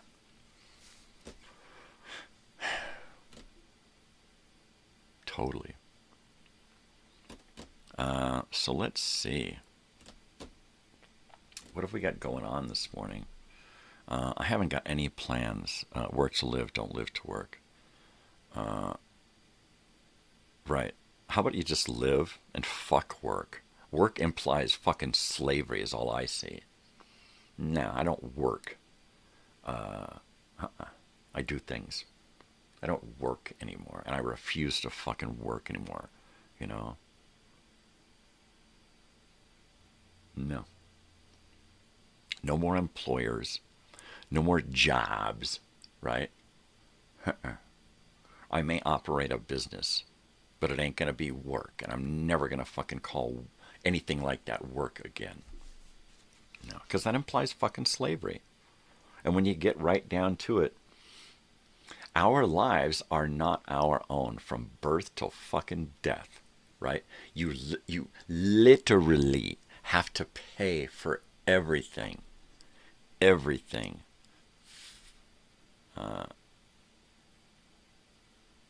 Everything. In one way or another, you're paying, right? Look at kids. As soon as they're old enough to start fucking talking and thinking, you got to be in school. You have to be in school. There's no way around it. Even if you're living at home, you still have to report in that you're being indoctrinated, right? And the education system is so ass backwards because it gives you nothing that you really need in life. It gives you nothing. It's fucking empty. You know? It is a complete... And I'm my daughter, who is just about ready to finish off school and get her bachelor's degree, right? And I feel like the way they have it set up is she's getting done with this. And it's been a complete waste of time. Every day since kindergarten, what did you learn today? Not much. Not much more than I already knew, right? And the stuff they're teaching, they wash it out of your head so you can get the next crap in, so you can pass the next test, and then you got to get rid of that so that you can cram in the new crap and take a test on that. I'm semi-retired, and not by choice. You know, after a work injury, and then they just cut me loose and shit on. Yeah, we're family. Oh, wait, you're injured? Get the fuck out of here. And then a car accident, you know. And other things that are taking its toll on my body, that I just cannot work the way I used to work, you know. If I have to, I get up and I do shit, and it fucking hurts, and it kills me. It takes me a week to recover from some jobs. I don't recover. It just adds. Now I've got this pain, right? Now I've got this that I got to deal with. Yeah, every day's a new pain, a new adventure. And I can't go to doctors because I'll get hauled away by the police. Really. Because I start talking to a doctor and they don't, you know, hey, I'm over here. Look at me. You see my fucking eyes? Talk to me. I'm running. Yeah, well, that makes me feel great that all you're doing is looking at your fucking computer. Look at me. I'm a human. Talk to me. Ask me questions. You make me feel like just some thing that you're going to throw pills at and cash a fucking check and move on. Nah, it fucking pisses me off. It so fucking pisses me off, you know, when they fucking pull that fucking bullshit. Talk to me, you know. Just talk to me. Look at me. Treat me like a fucking human. So I can't go see doctors because they start going through their bullshit and I just start fuming. I turn red. Smoke's coming out of my fucking ears. You know, because all I want is some compassion. Some empathy, somebody to get what's going on, right? Not just want to calculate up some symptoms and give me a pill. And that's what they want to fucking do. Well, my stuff says that you need this pill. And because we're going to give you this pill, we got to give you these 8 other pills because these 3 pills fight the side effects for that one we're giving you. And then these other 4 pills are going to fight the side effects that these 2 pills are giving you. Sorry. Oh, yeah, I've had horrible experiences with doctors. They're fucking idiots. They're assholes and fucking idiots. You know what I want? Like my chiropractor, 73 years old when he retired. Nicest guy in the world, very smart, knowledgeable about more than just prescriptions. You try to go to a doctor and ask him, is there something that I can do, change, add to my life other than just taking pills? Look, I'm a doctor. You want to go see a fucking witch doctor? He'll prescribe you some fucking voodoo shit. And I'm like, oh man. So we can't even talk about the possibilities of something other than, look, do you want the fucking pills or not? That's what I get from my doctors. Whether it's because they see this and you know, or whether it's my attitude saying, so, you know, is there something? Fuck that. It's fucking bullshit. It sounds like the psychiatric system. It sounds like all of it. All of it is bullshit, right? Because they all follow the doctrine of prescription medication. There's no getting around it. They all do it now. It is the way. That's just it. That's the way they do it now. They've got a million fucking pills, and they just type in your fucking, what's happening to this guy? This is what's happening to him. And then all of a sudden, bing, bing, bing, bing, bing. Here's what kind of pills you should take. Well, are you feeling this? Well, not that one. Well, are you feeling this? Yeah? Okay, maybe this one. What about, yeah. Okay, well, we're going to prescribe you this and see how this works. You're a fucking guinea pig. That's what you are.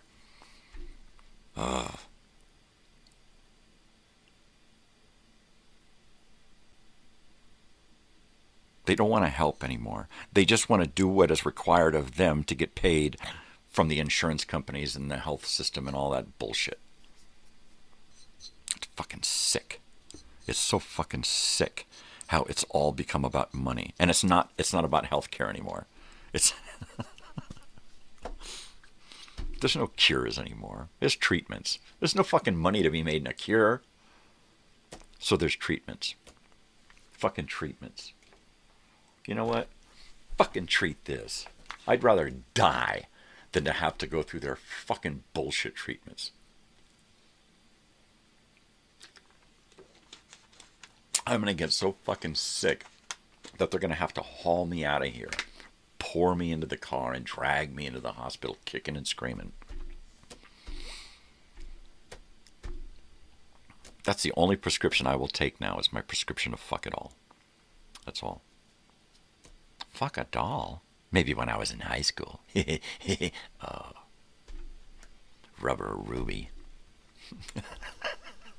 Rubber Ruby. Oh, he's crazy. Is he allowed to say that? I don't fucking know. I don't fucking care. I'm on a rant, okay? I'm on a rant.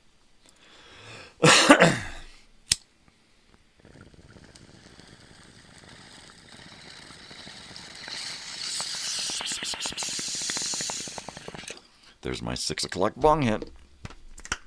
3rd of the morning. Yeah, I'm just going to have to keep that thing really clean because it hits really good. It's a good buzz. Hits really clean. Really clean. So I think it's going to have to be a morning ritual. What I need is maybe 2 bowls. I'll get an extra bowl, and then I'll have 1 in alcohol and salt, keeping it clean. Shake, shake, shake, shake, shake. And then every morning, just switch. Clean this one out, dry it, use it. Run it. You know, the next morning, swap it out, do it again. That's how I stay healthy. Clean bong. Most people exercise and eat, right? Yeah, you could do that, but fuck it all. Right? Gonna have to heat that puppy up again. Yeah. Yes. Yes. Yes. Yeah. All right, calm down. So, what was it, Saturday? I think it was Saturday. I worked on the Black Friday special, as it's called now. Telethon for me implies guests and variety and raising awareness or money or subscriptions or something, right? And I'm not doing any of that on Black Friday. What I'm doing is a Black Friday retrospective type special. So I've redubbed it Crazy Old Weird Bearded Guy's Black Friday special. So we're still doing Black Friday. It's still a Black Friday thing, but instead of telethon, I've put in special. Because that's more of what it is. It's this, but it's a special. So it's at night. So what we're going to do is take this screen and we are going to, pardon me, we are going to turn it into a TV. And I'll give you a slight preview. Even though the cameras aren't set up correctly, I'll give you a preview of what the screen is going to look like, okay? So let me go here and add in the photograph. And I'm just going to type in test. Okay. And we're going to go find that file. And it is in November. And Black Friday elements.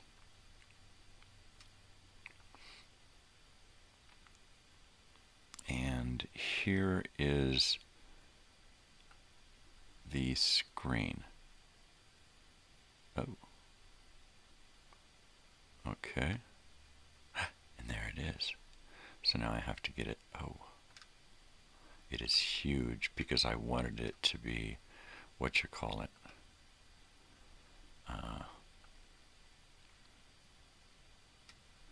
big to fit.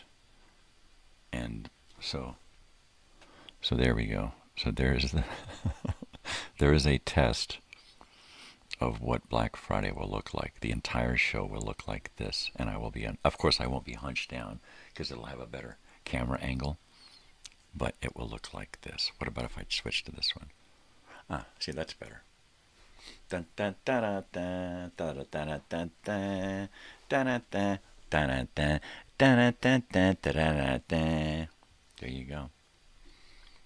So, so far that's what I have. I also have, and let me turn off the test screen and go back here and go back here.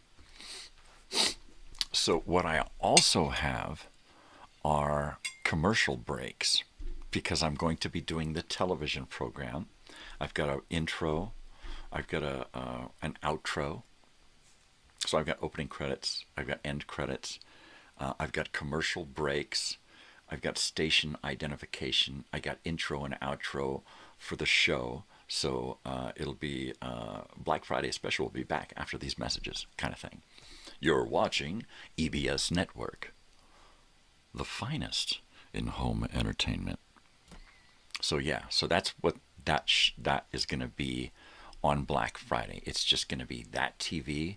We're going to do old commercials, and I'm going to be doing a broadcast here at my desk, like a news broadcast, right? But I'm going to be more of an announcer, host type thing. So I'm trying to come up with the elements that I'm going to be doing in between the commercial breaks, right? What am I going to be doing on camera? I am going to be talking about Black Friday. I'm going to be talking about Black Friday in the past. I'm going to be talking about past items that we would purchase on Black Friday. I'll be talking about the commercial breaks. I'll be talking about the old stores and all of that. So it's a jump back to look at Black Friday as though we're in the past. So we're going to be talking about stuff not as though we're looking back, but as if we're there, right? So the camera photo, the camera picture that you're seeing, I'm going to try to put that through a camcorder or an older camera so that we'll have an aged look to it. And then we'll go to commercial break every 20 minutes. So every 20 minutes we go to commercial break, which gives us about 15 minutes of air time, 3 times an hour, right? every 20. So there's 3 20-minute blocks every 60 minutes, and we're going to do about 5 minutes of commercials and about 15 minutes of broadcasting. And the great thing about watching, oh my God, 5 minutes of commercials, is that they're all vintage commercials, broken up with my channel promos and my channel identifications and my other channel elements for the show. So I'm going to combine the old with the now and try to give it all a past vintage thing. So that's my latest project. So the other day, on Saturday, I put together 25 commercial breaks, approximately 5 minutes long each. They're from various places around the country, you know, Ohio, Florida. I think I've got some North Carolina. I've got California. I think I've got Washington. But I've picked stuff. So now I'm going to do 25 to 30 more commercial breaks.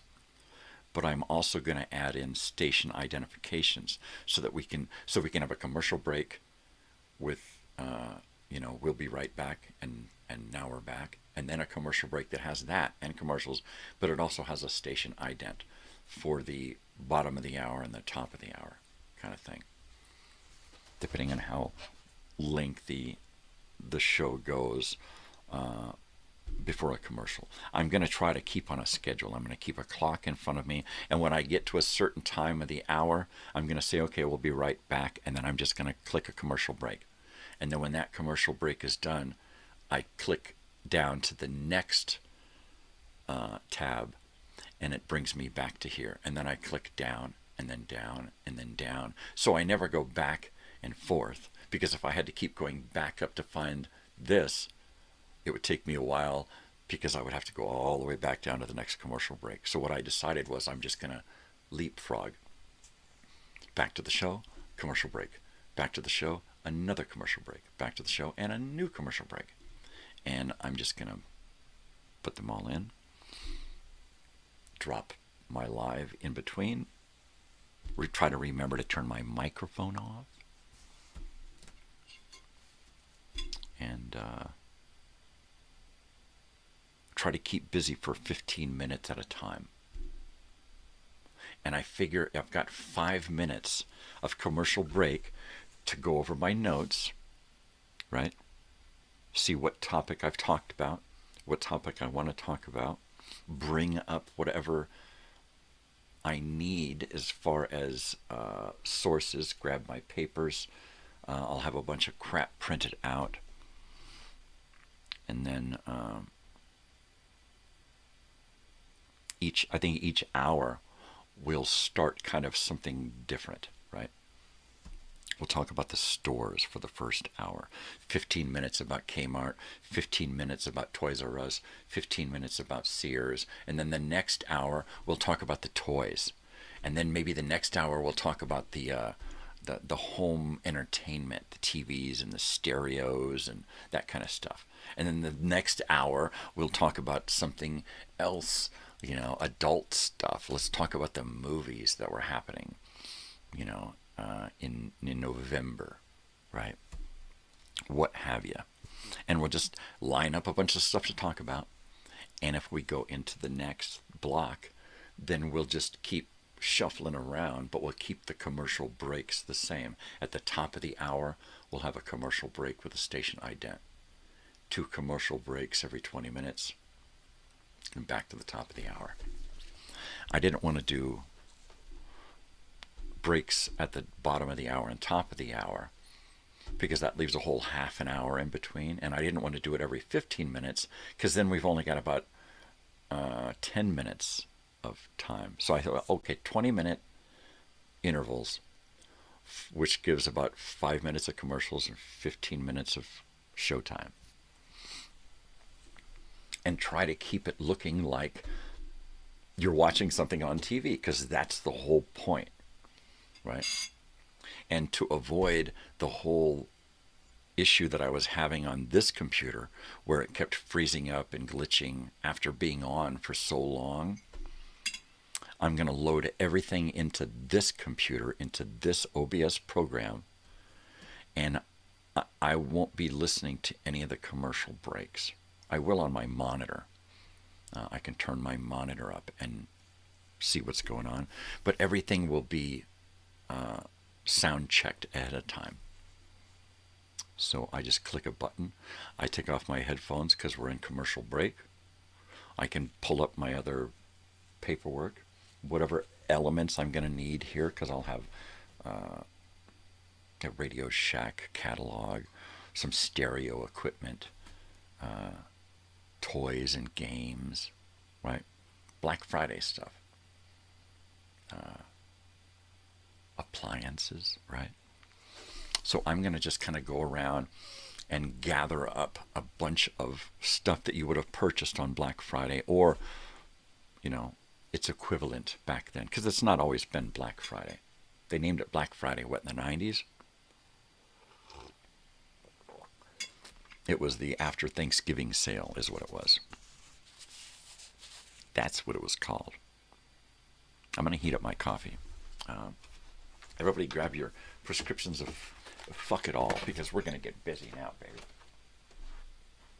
Toys R Us time of year.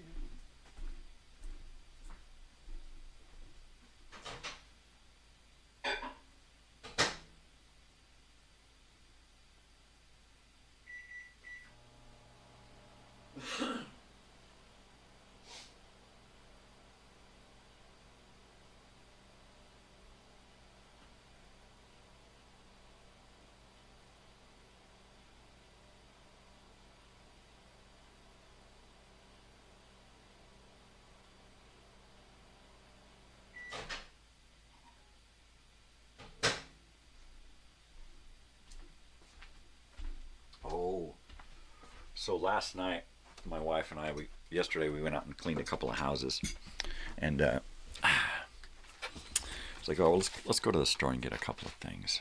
And on the way, I'm like, you know what? I feel like spaghetti. I feel like a big pot of just meat and mushrooms and sauce and spaghetti, just all mixed up, right? So that you can just go into the fridge, grab a bowl, and go, boom, here's a plate of spaghetti.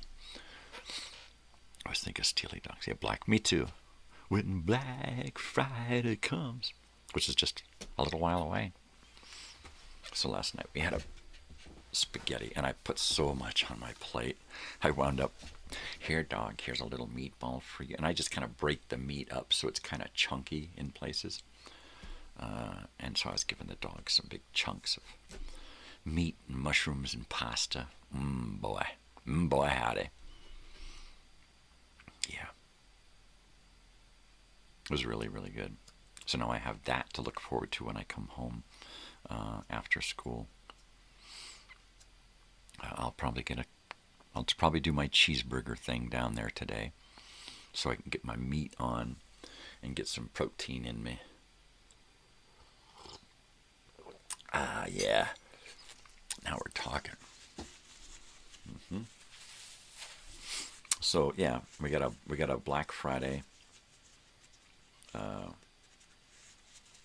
special, Black Friday special.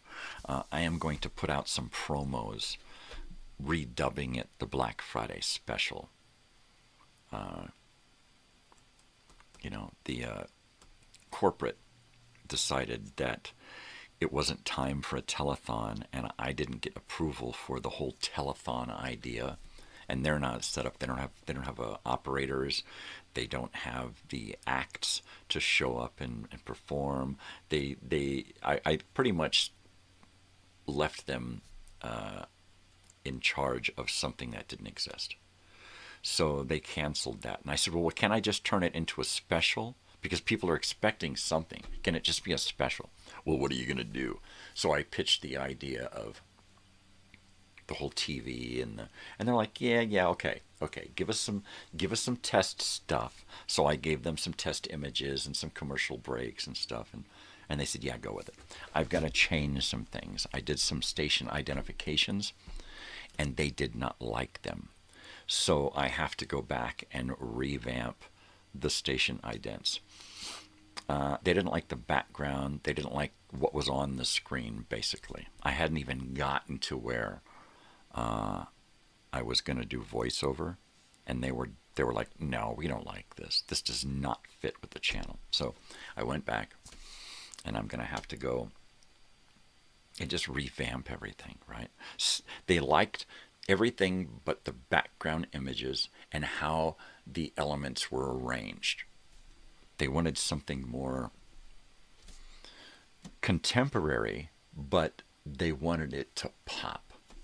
So now I have to think old-timey, contemporary, pop, and come up with some background image that really says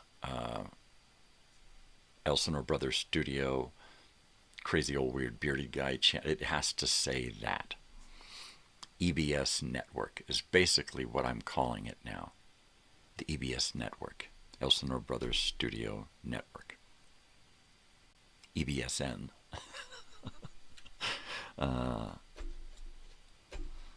Yeah. You're watching the EBS Network. The finest in home entertainment. That's it. That's it right there. Almost in that voice, too. Ladies and gentlemen. No, I don't want to go there. Monday. No, I don't want to go there either. Tonight at 11. Maybe. I don't know. But I still have to write the voiceover, and which I think is pretty much, that's going to be it. You know, you're watching the EBS Network, the finest in home entertainment.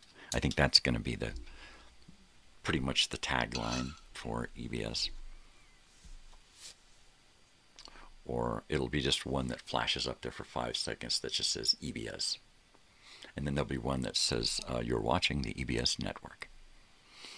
So I'm figuring I'm going to make 3 station idents with a slightly different intro-outro for the Black Friday, so that I'll have 10 of each station idents with maybe 5, so 2 different intro-outros per station ident. And I think I'll just make 2 more intro-outros and do 2 on each station ident.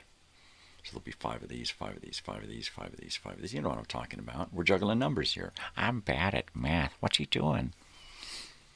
I'm packing a bong, drinking coffee. What are you guys doing?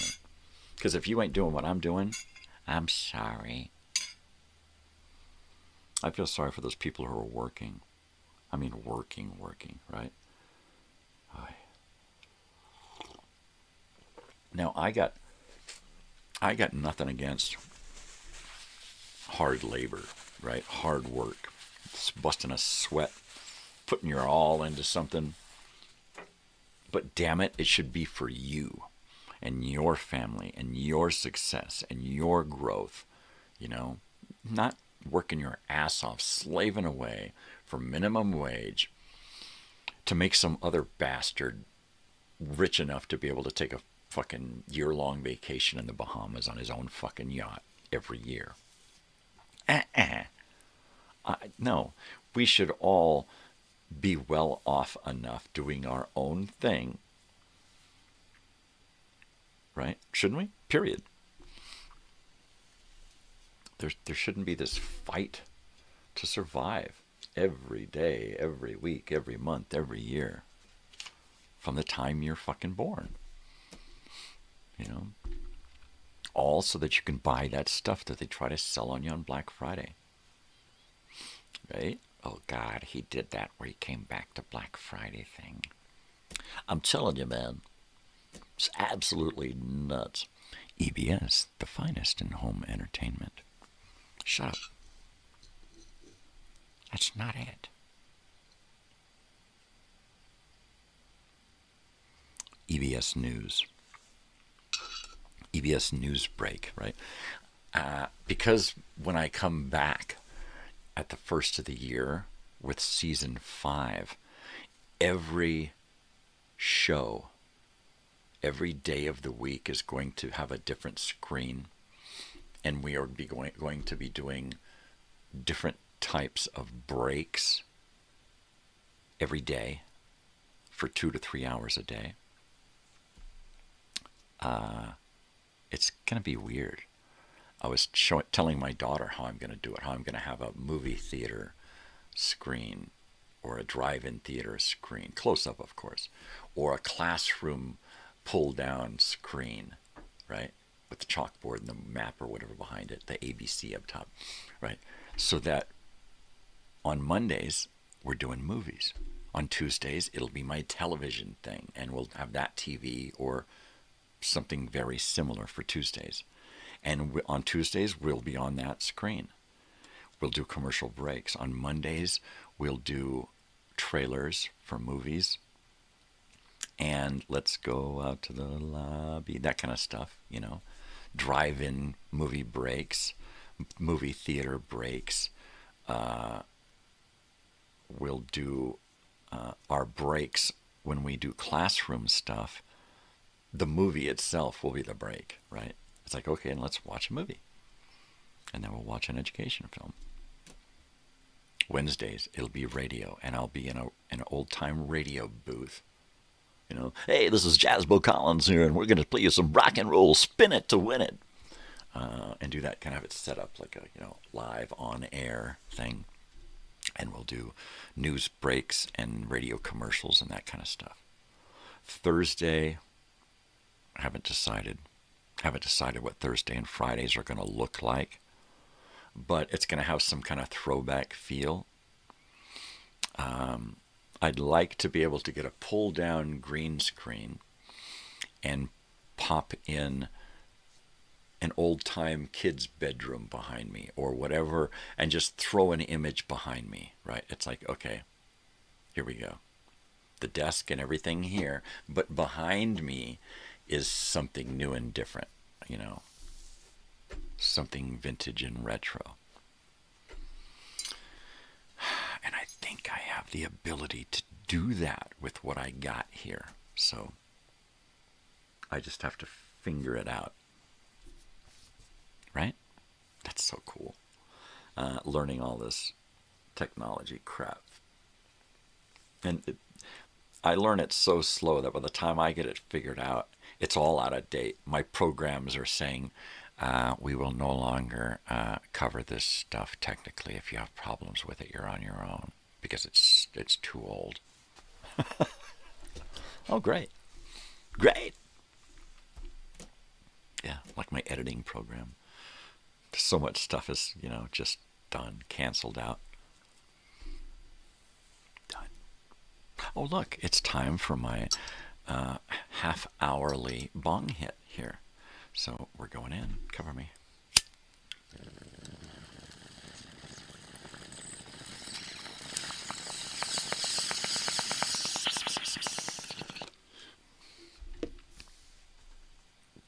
Jasbo Collins.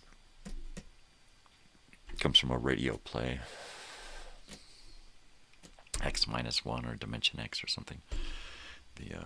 The discovery of the discovery of Mornial Mathaway, and the guy telling the story was Alan Jasbo Collins, who was actually the announcer, Al Collins. The funny thing is, in Arizona back in 1992, I went to Al Collins' graphic design school. No affiliation, but it's just humorous. Humor me. All right. So, like I said, we really got nothing much going on. What am I thinking? I know I was going to start keeping notes, and I kind of did, but I only wrote one thing down. New breaks with SID. I know I watched some stuff over the weekend, but I get so wrapped up in what I'm doing that I don't keep track of elements that I need to keep track of, right?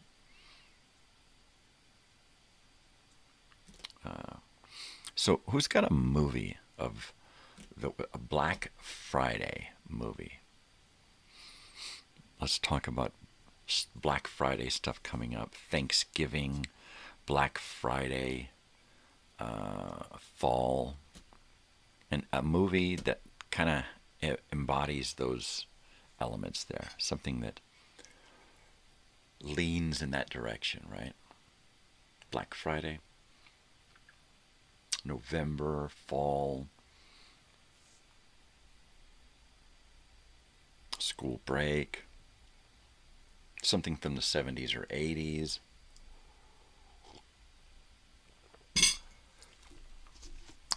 A movie. And an album of the day. Album of the day. Yes. Oh, pardon, Namor. Pardon-a-mar. All right, I'm done with that. I promise I'm not going to do that anymore. I'm doing this. I got to practice my D's and Dems and dozes. My D's and Dems and dozes. Because, you know, D's and Dems and does. You know, elemental peas. Totally, eh? Totally.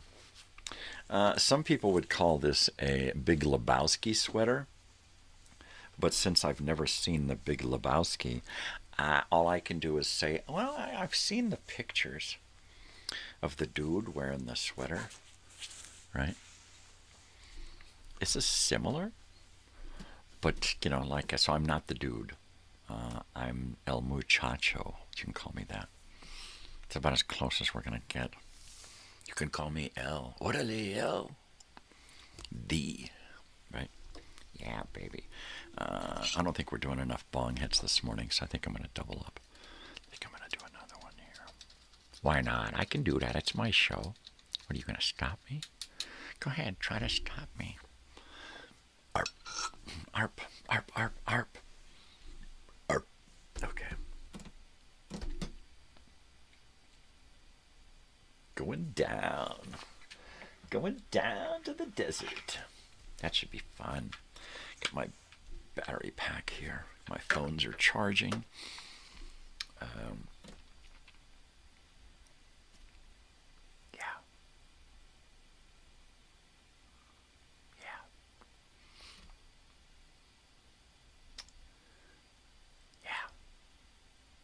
I'm gonna set up a bunch more cameras now that I know I can feed in USB cameras to this OBS. I can have multiple camera angles to choose from, and I think I've got an extra 6. Hey, mi amigo, mis amigos. I think I've got about an extra 6 HDMI cameras. I know I've got stuff packed away all over the stuff. I bought 4 or 6 of them. Brand new. I bought them because I could get them by the gross for like really cheap. So I bought like 6 of them or something. So I'm just going to start putting them in great camera angles so that I can just click a button and we'll switch to another camera angle. That is going to be fucking great. It'll be just like clicking on the morning rant thing. I'll just click off my picture and or actually just click on something else and it'll just, a new picture will pop up. That'll be great. Or go to a screen where there's multiple screens set up, right? We've got me and the big screen and then the sunrise screen and then a couple of other screens, right, that are labeled. The living room cam, the toilet cam, I don't know, coffee cam. I'd like to get my own coffee. Trading Places. That sounds like a great one. Let's do Trading Places. Yeah, baby. I'll go Trading Places.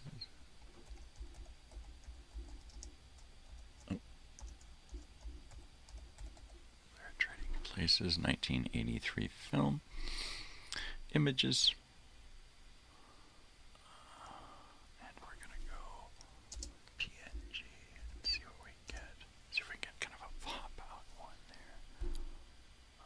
Interesting.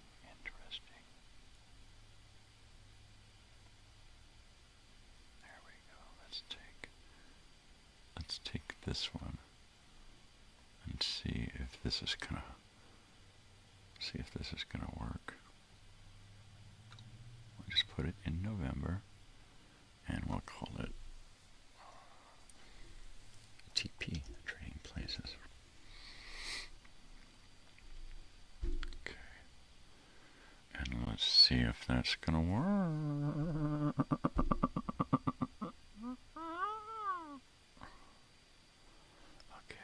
Scanning it.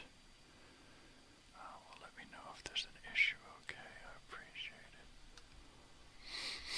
And let's see if we can add this image in now, and we'll call it TP.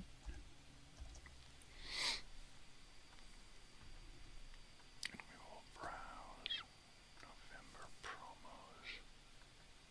And there it is. Okay.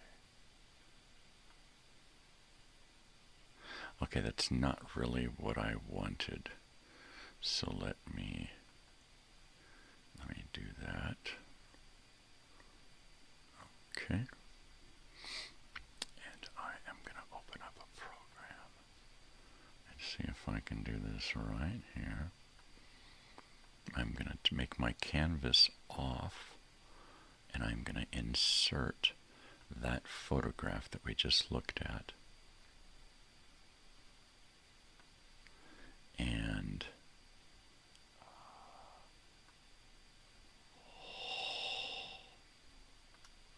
it won't let me. No, it won't let me harass it. So that means I am going to go grab another one. I'm going to go grab another photograph. One that looks better. There we go.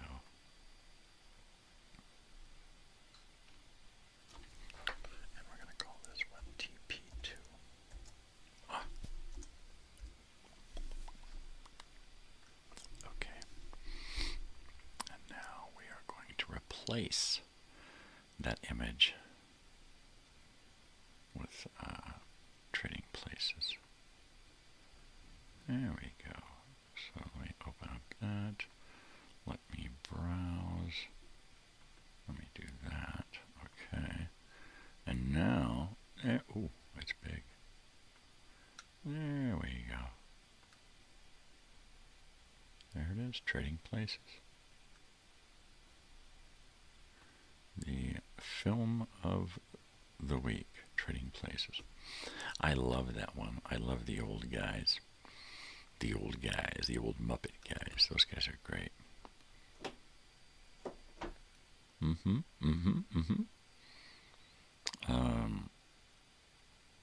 Oh, what's her face? Halloween girl.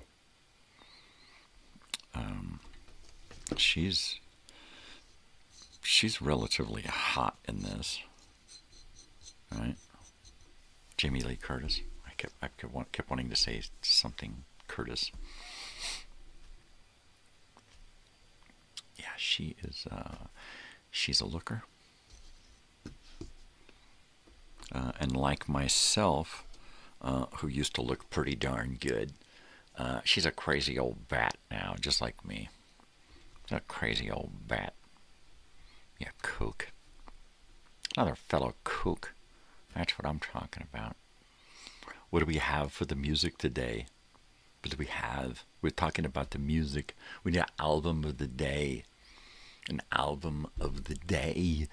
The soundtrack to Trading Places. Shut up. Totally.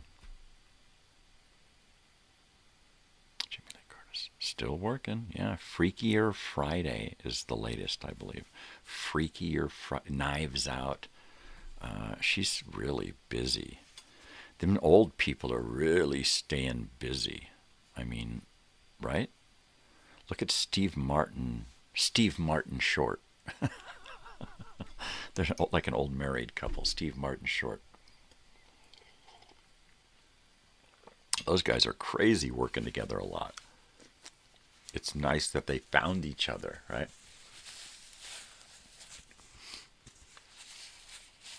My friend Andrew used to be the producing artistic director, the guy who ran the show, everything.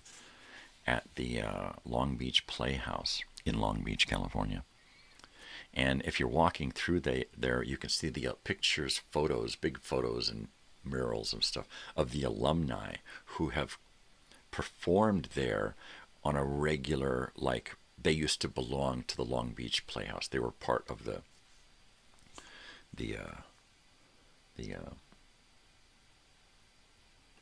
cast, or the, what you call it. They were there. That was their place. They went there and they worked on stage. That was their alma mater playhouse, right? So Steve Martin, his stuff is there. He was there, really young, at the. That's all I know. I'm glad older people are getting to work more. Yeah, you know what?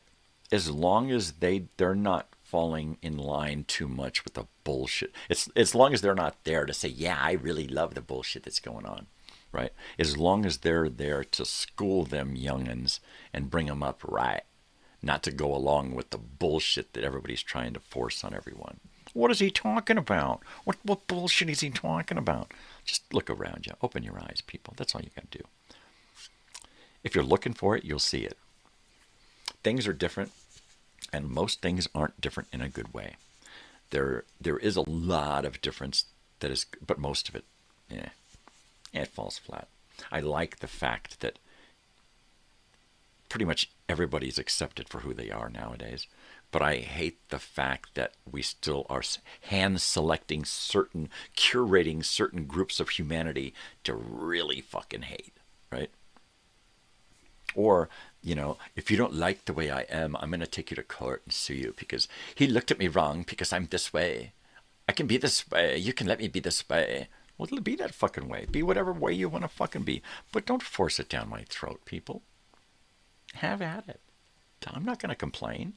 Just don't come stick it right up in my face and say, you have to accept me.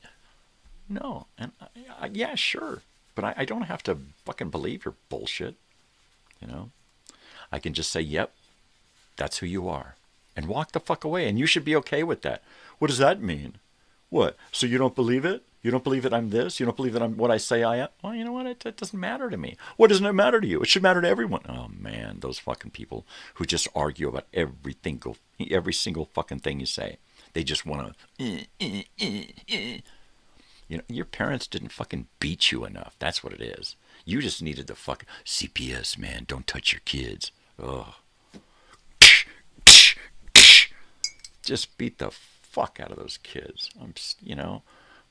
Spare the rod, spoil the child. I totally fucking believe that in most cases.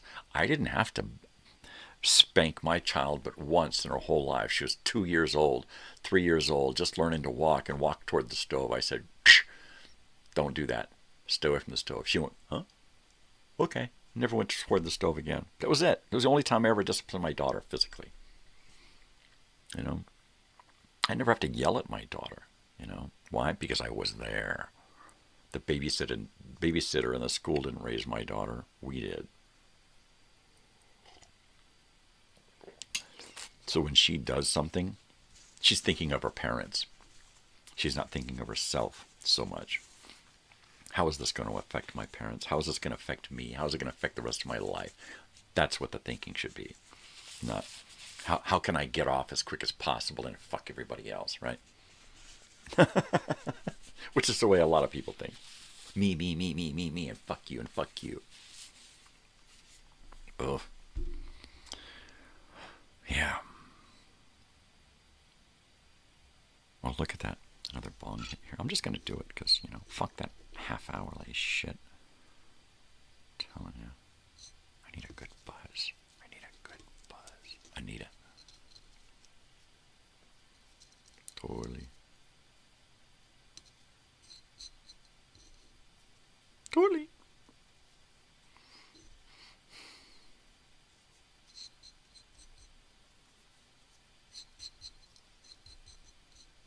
Hey there. Hi, how are you? How's it going? This is the morning show. This is nothing really. I mean, it should be like Crazy Old Guy rant, but I think we're just going to do the morning report. I think that's all we're doing. We're waiting on an album of the day. Somebody's going to pick an album of the day. I think we're going to be here until about 8 o'clock this morning. I think 8 is going to be our cutoff time. I've got to get breakfast in me, probably redo my teeth, maybe take a nap, and get cleaned up and get out of the house by 11:30. So, totally.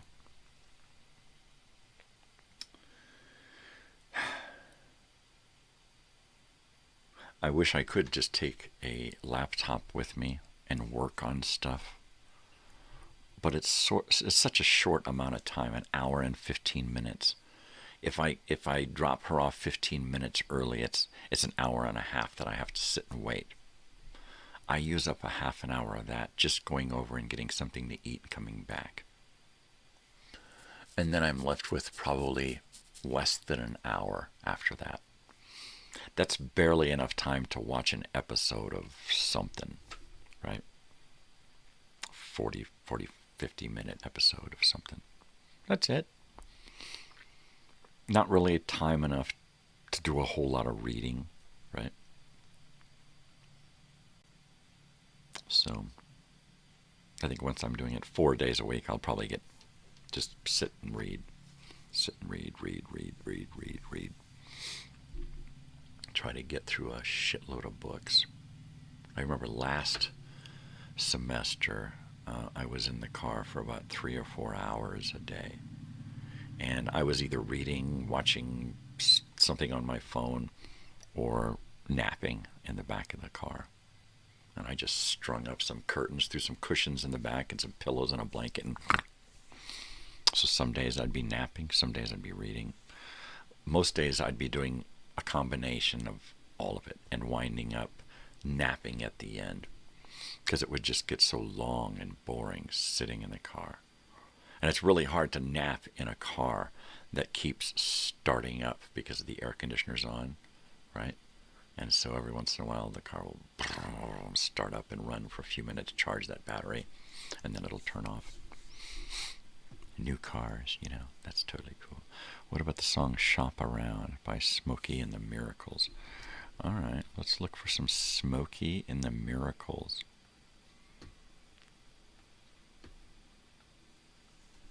Smokey.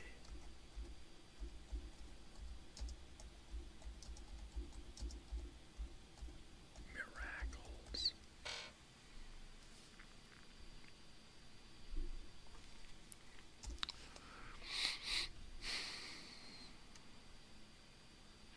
Smokey Robinson and the Miracles. There we go. Let's go to their discography. And what were we talking about? Or Madonna's Material Girl? No. Actually, I think I have that album. I think I have some Madonna, but it's in my daughter's room. Go figure. And we were talking about Shop Around. And let's see, what album would that have been on? Hi, Were the Miracles. Shop Around. So that album is Hi, Were the Miracles.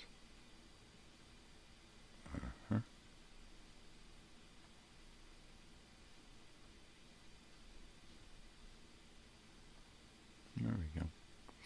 We'll see if that photograph will work there. Miracles. Miracles. Miracles. Totally. Let's see. Okay. We're going to add miracles. Miracles. Okay. There it is. Perfect. And it came in looking perfect too. There it is. Hi, Miracles. And that album, Hi, Miracles, we don't want that.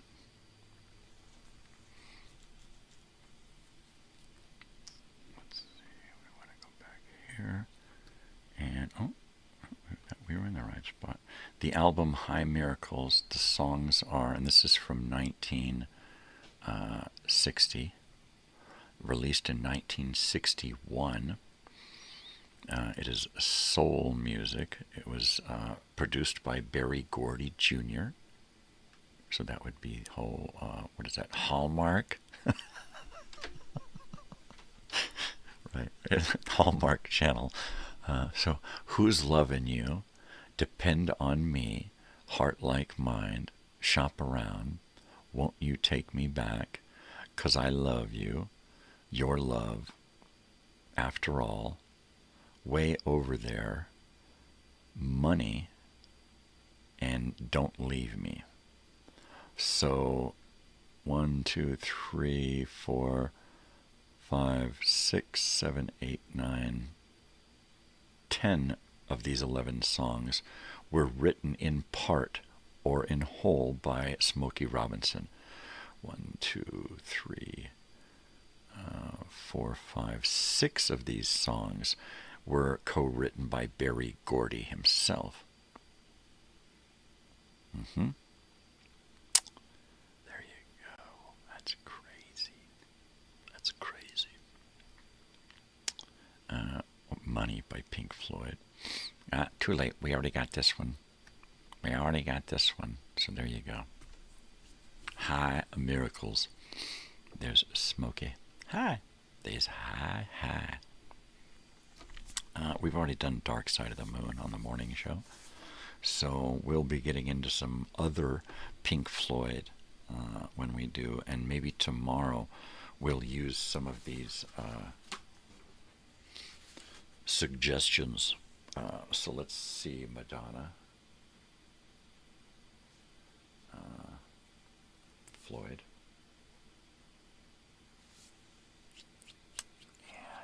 and yeah, that'll work totally, dude. Totally, man. Crazy, totally. Oh, look, a bong hit. Shit, am I lucky or what? I'm not even going to wait for the top of the hour. Here I go.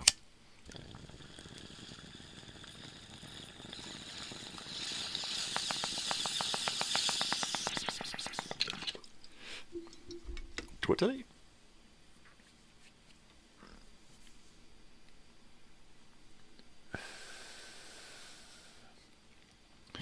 I know nothing about my wife's schedule this morning, so she might wake up any time and swing the door open like, what the hell? How come it's so late? I don't know. So I may hit that mic button and turn it off real quick so that she can yell. She won't yell. She usually just comes out. She comes out too tired to yell, I guess. I don't sleep well enough to sleep well. Period. Every time I roll over in the middle of the night, I'm up for 5 or 10 minutes afterward, going back to sleep. Every time the dog bumps up against me and I feel it pressing up against my back, I gotta push the dog over, and then I'm up for 5 or 10 minutes. If I go take a leak, I'm up for 15 to 20 minutes after I go to take a leak, depending on my, severity of awakenedness. It could cause me to stay awake for sometimes an hour. Beatles. So I've got Madonna, Floyd, and Beatles here, and I'll see what I can dig up for the rest of the week. Right? Because that will be cool, man. Yeah, cool. I think it's time to just light an incense here. A little bit of Nag Champa for the soul, for my soul. One ringy dingy, two ringy dingy. Shut up. One ringy dingy, two ringy, one ringy dingy, two ringy dingy. I'm gonna have a little ringy dingy. Totally. Money for Nothing, Dire Straits. Oh yeah, that's a good one. I love my favorite album by the Dire Straits is the first one. Period, hands down.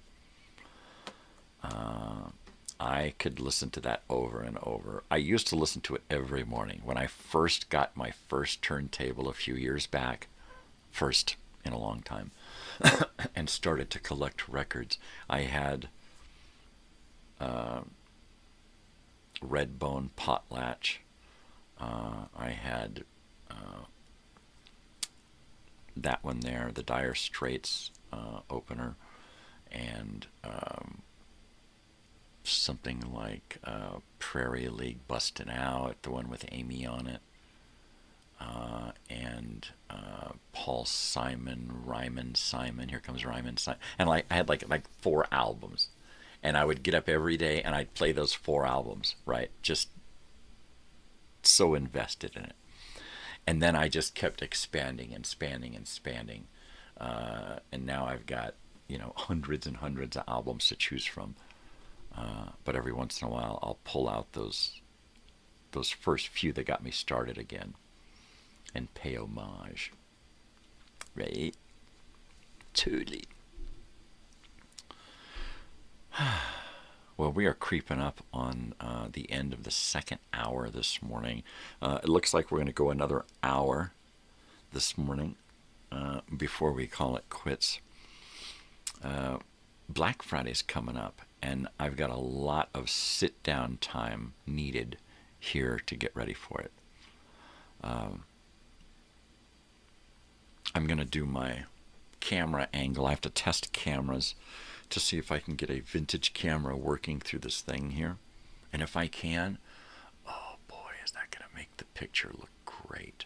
I'm going to put a vintage camera on a tripod, aim it right at my desk, and give you that old newscaster feeling. And if I can come up with it, I'll put a backdrop here so that I've got something perfect behind me, some kind of curtain, or maybe use that flag, or I'd like to do something different. So if I can come up with something that looks really good on camera behind me, even if it's a sheet, as long as it looks good behind me, that's all that matters. Because through an old lens, an old camera, old optics, it's going to just be sweet. I don't want to use anything like white because it'd be too bright. I don't want to use anything too dark. So it has to be something that has some bounce to it, some vibrance. So I don't know. I'll have to kind of sift through what we got. Maybe hit up a couple of thrift shops while I'm out this week. Yeah, there we go. Hall & Oates. Let's do some Hall & Oates, dude. Put some Hall & Oates. Yeah, dude. Honey bunches of Hall & Oates, man. Totally. So the entire Black Friday show will take place on the television screen, and I'll have some kind of solid or graphic background behind me. If I can learn green screen right away, oh, that'd be awesome. Or just have an image that I can blow up behind me. But that's gonna require some on-screen magic. So we'll see. We shall see. I think my easiest thing is going to keep it old school. Is going to be to keep it old school and just have some kind of curtain, some kind of backdrop.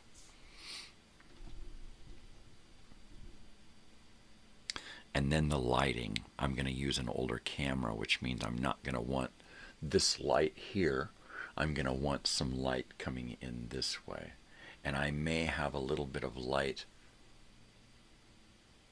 I may dim this so that I've got no shadows, and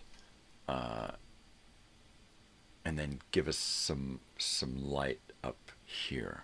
I kind of like the lighting that I get coming at me. So we'll see. I might use that. I just might.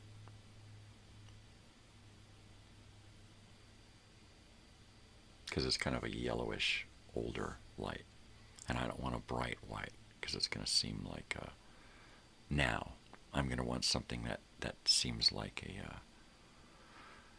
incandescent bulbs, right? And I do have some studio lighting, literally some sun lamps. They're from the Sun Corporation, and they're actual, or the Sun something, and they're actual studio lights,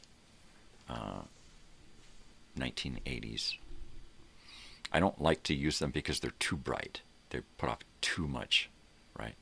And I want this to have kind of a, I don't know. We may set up a light directly at me.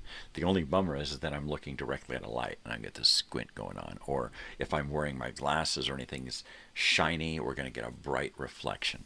So I like the idea of using this yellowish light on my ceiling coming down, you know, enhanced by my other lamps, yellowish lamps that are on. I think that's going to give me the feel I want. And then just dim this. And I'll dim this by taping over the white. I'll tape over some yellowish paper, right? So it gives it a different hue in here.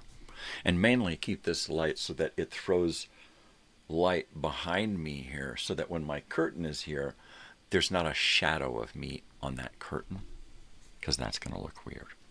So if I'm sitting here, the shadow won't begin till way down low. And a head-on shot, it's going to be perfect. So cameras, I'm going to have to test. I'm going to have to do a camera test. That's it.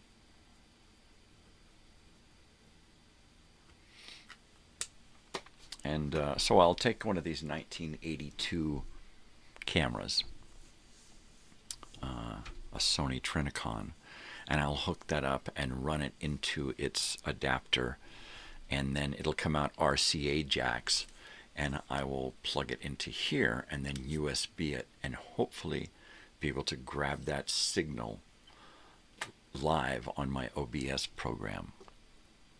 And as long as it's up and running and there's a signal coming in and it will recognize that signal, I should be able to bring it up on my screen here.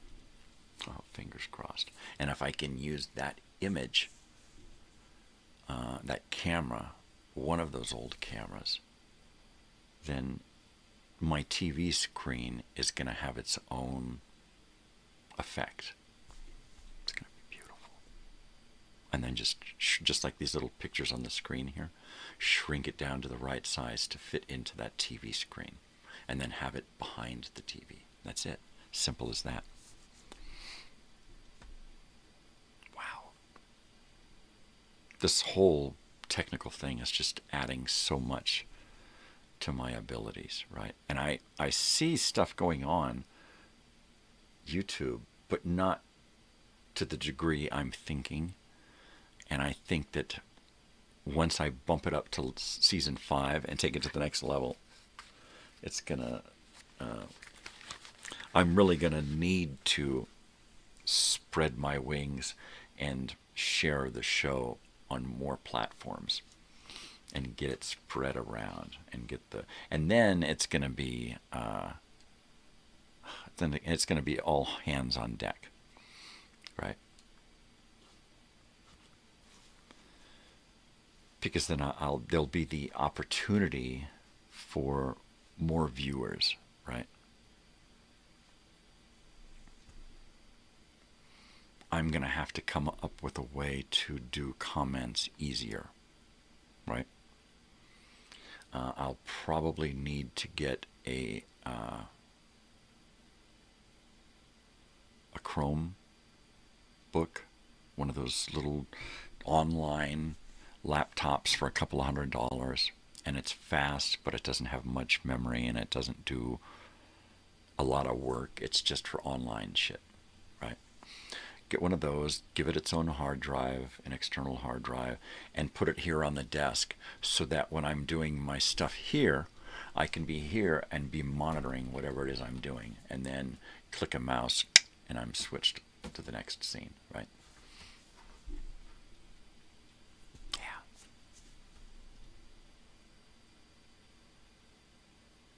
Yeah, well, there you go. Me too. I love Madonna and Hall & Oates. Early Madonna. I'm talking 80s stuff. In fact, early Madonna, her first couple of albums. You know, after they get to diva status, I kind of lose interest. You know, like I really love old Barbra Streisand. You know, early, young, vibrant, doing her stuff, you know, and her first 10, 15 years of work, I'm crazy in love with it. After she gets into the 90s, and then when she reaches full diva status, like Cher, she reached full diva status, and I was like, all right, I'm done. I will not bow. I will not kowtow to their arrogance and ego. I got my own to worry about. Sheesh. Totally. Coffee. I gotta go heat this up. I need hot. It's not doing my denture cream any good, but it's helping me get through the show. So give me a few minutes, or, you know, whatever. I'll be right back. I might as well top it off.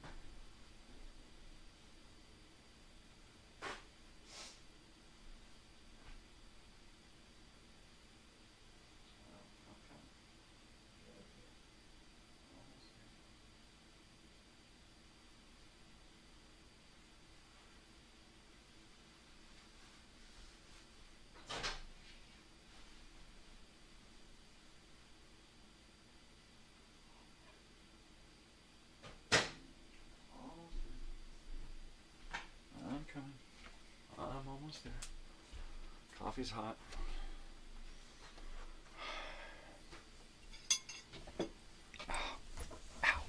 Okay, here I am. Here I am. I swear, I won't leave again for a while. I won't leave again until 8 when I'm done. Okay. Whew. To heat up another cup of coffee, to take a leak. Oy. To clean up a mess. Doing okay though. Here I am. All right. There we go. Wait. That's great. Not too hot. Not too sweet. Order of the morning is to do some more bong hits. And then it is going to be time to think about tomorrow. Tomorrow is totally Television Tuesday. We're going to do some Tuesday TV stuff. Oh, man.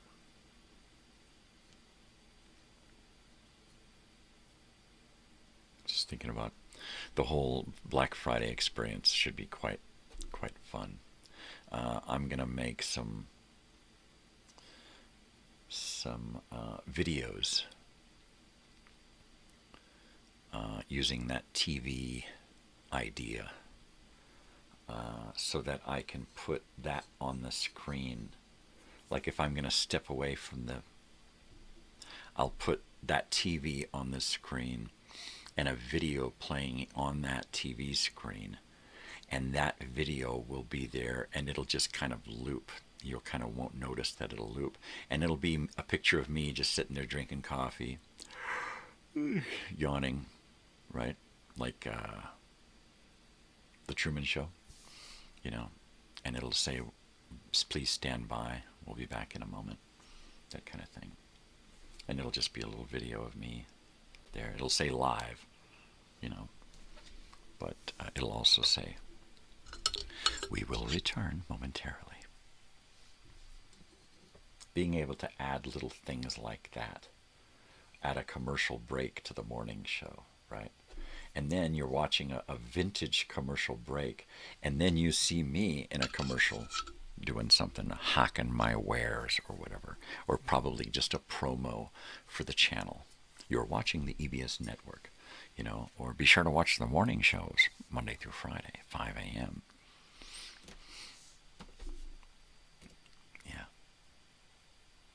Or be sure to check out old-time radio shows, right? And then I'll relabel some playlists so that I can point to a playlist and say, be sure to check this out. Yeah. And then I can advertise what's going on my channel on the morning show.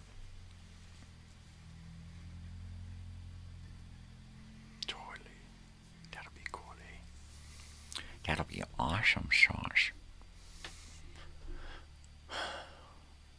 Excellent. Excellent.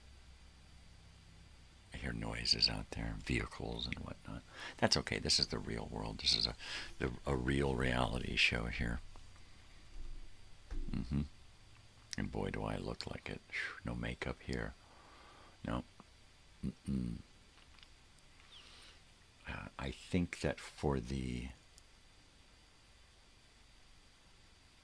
show, the Black Friday show, because the camera is going to be in looking straight at me, I may have glasses on, depending on what the lighting and the glare and the shine and everything looks like. I may try to get away with wearing glasses again. Because I'm doing close-up work, I don't want to wear my distance glasses. I don't want to wear my close-up bifocals. So I will just wear a pair of those round sunglasses. Pick out a color that's, you know, not too dark, that looks good on camera, looks good on black, not on black and white, but looks good on an old camera.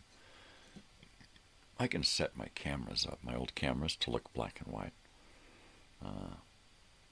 And tweaked the image a bit on the controls. So that's cool. So camera tests. That's going to happen this week and over the weekend while I finish off my commercial breaks, my station identifications, put together a loose script, right? And basically it's just going to be information about Black Friday stuff, toys, goodies. You know, like I said, I'll wiki some stuff about Sears and Kmart and Toys R Us. I'll do the same for all of the different things that we're going to talk about, the toys and Radio Shack and all these other nifty little things. And then just have just pages of information that we can talk about. And just kind of wing it, right? But give you a real live broadcast, real live news broadcast about Black Friday, you know. Find out when the first official Black Friday was.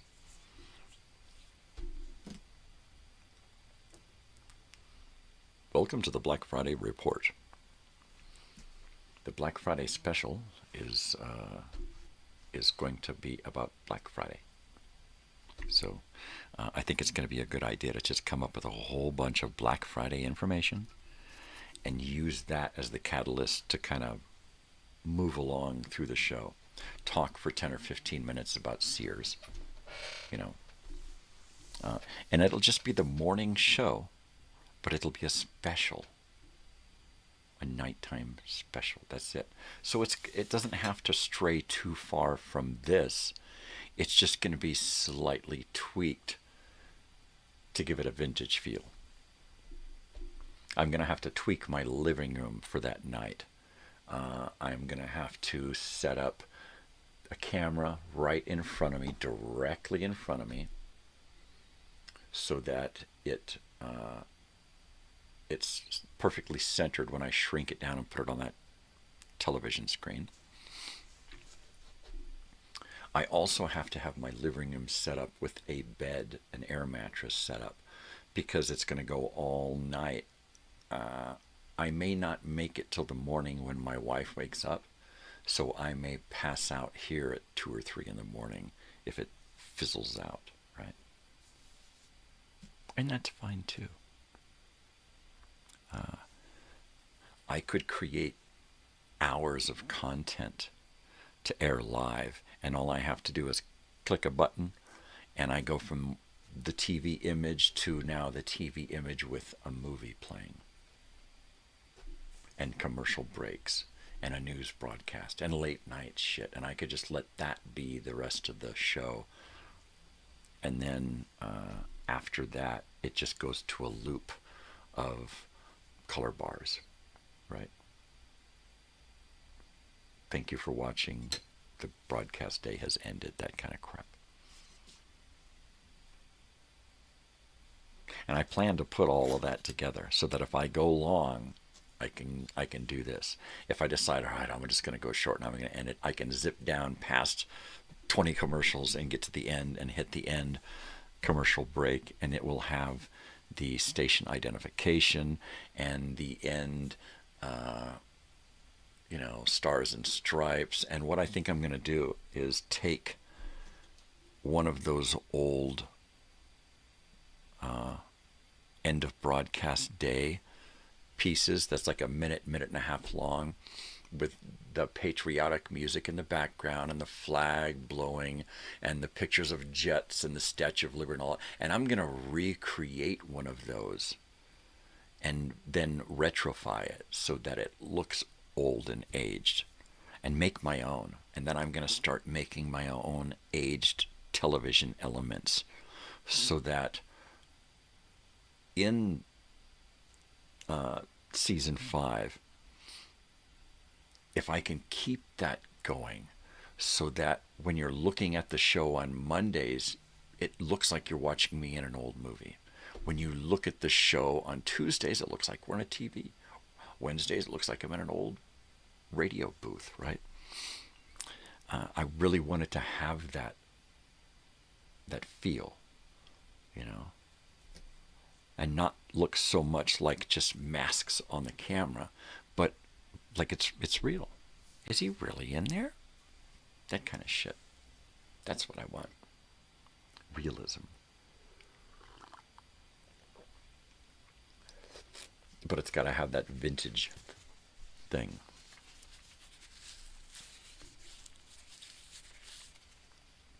Should we say Mornings with Crazy Old Weird Bearded Guy, Season 5? Or should we say The Morning Show, Season 1? No, I think we should go with Season 5. It expresses longevity, right? Which is what I'm going for. And creating seasons that are longer than the last. Every succeeding season should be bigger and bolder than the previous. So that's important too. That's why all the changes and updates and upgrades. The graphics.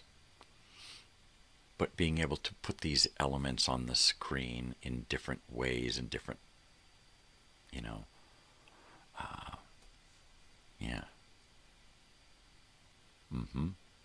Because I can make a movie of just this album cover, right, on a screen as big as just a square, just that size of that record, and make it spinning real slow. And that's the video. And that video itself gets put on the screen, right? Just that thing spinning around. Or give it its own place, you know.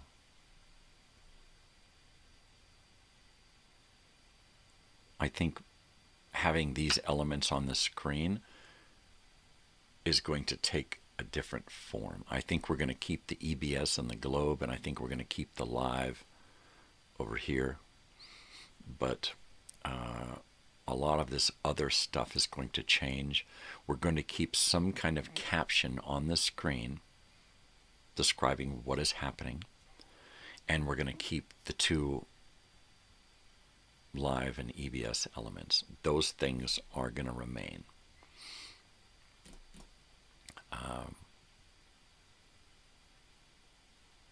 Aside from that, we're going to get rid of most of what's going on the screen, because when we do the Monday and the Tuesday and the Wednesday themed shows, that's really going to clutter things up. We're already going to be on another screen, so we're only going to want a few things there.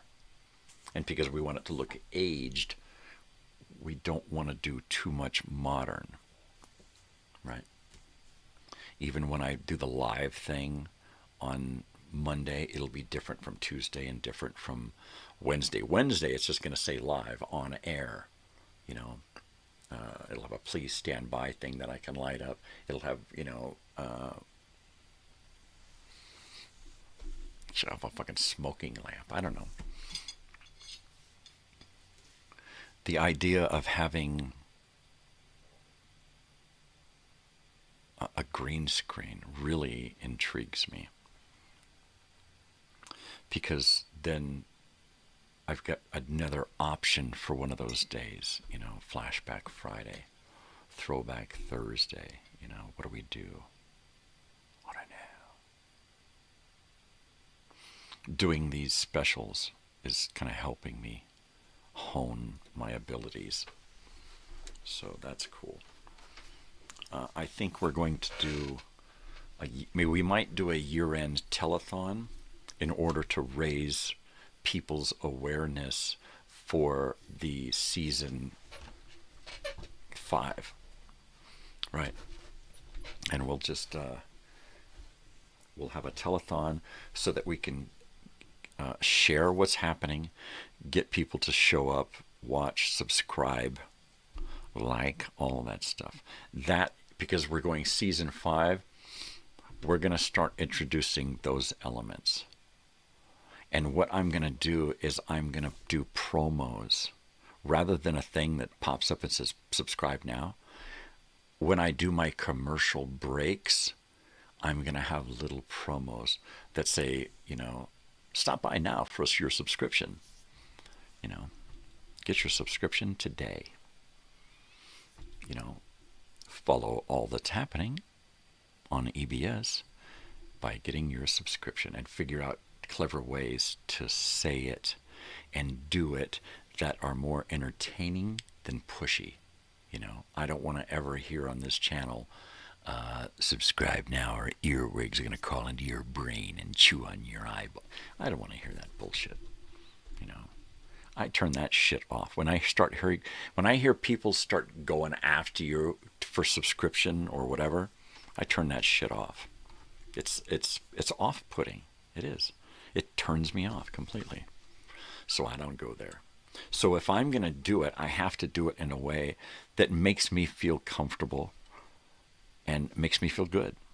So using humor and that vintage feel, I think that's the way I'm going to do it. And stick it into commercial breaks. So you're sitting here watching me live, and okay, let's go to a commercial. I go to a commercial break. It all looks legitimate, but it's vintage.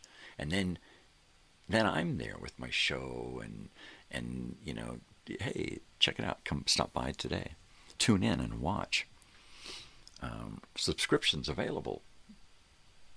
Call now and have, you know, 555, you know, subscribe or something.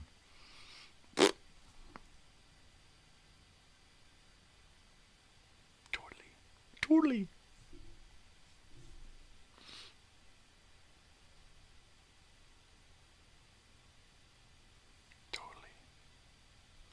555 EBSN, the EBS network. That'll be the number, 555 EBSN. That'll be cool.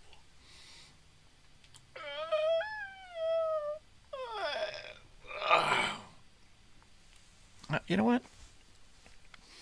Sitting here making stuff for the show and then doing the stuff on the show and then creating stuff on the show for the show, it's a lot of fun.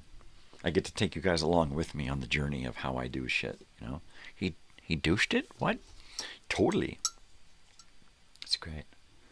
It's great. I'll do some live camera tests, right? Where we'll set up the camera and we'll set up the TV screen and we'll do that. We'll pipe me through in black and white and stuff, and it'll look fucking awesome. I really hope I can get those old cameras to be accepted by this. If it'll take USB, it should take in my old cameras, right? There should be something there for it to read. It's good hanging with you. Got to take off, man. You got to go. Take it easy, brother. Peace, love, all that. Be good to yourself. Be good to each other. I'll see you in the mañana. Take it easy, man. We're just going to sit here and chill out for the next half hour. And then I'm just going to get it going on.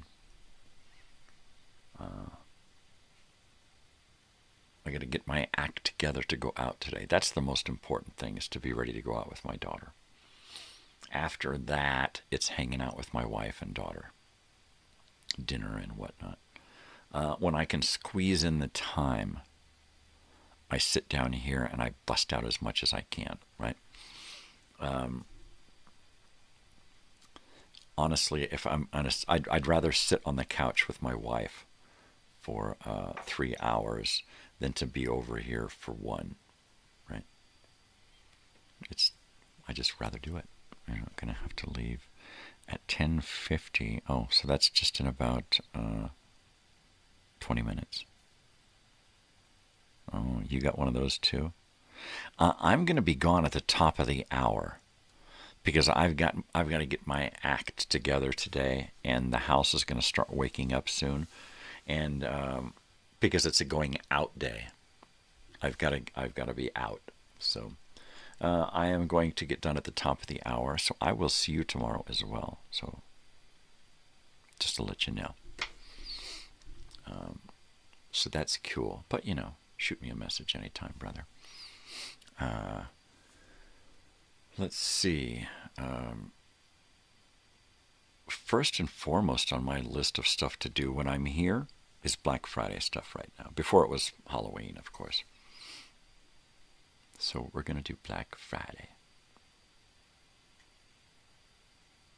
I'll probably spend an afternoon here just printing out copy and pasted wiki information. So we're leaving at the same time. Nice. Peace. Totally. That's cool. So I'll do that. I'll get all my commercial breaks.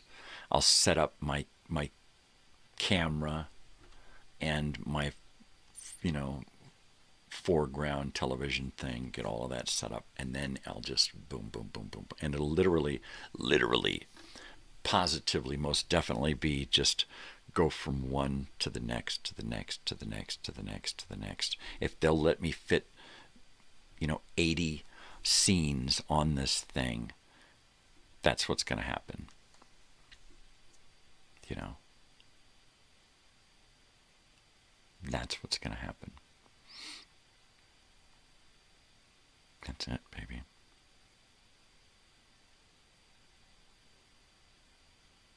Wow. Wow. That's going to be awesome. That's going to be fucking awesome.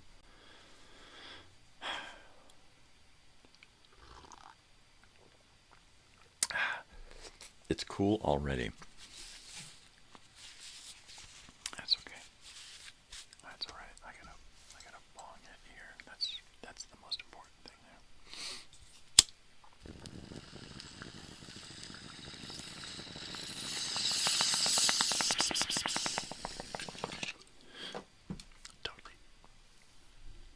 Totally, man.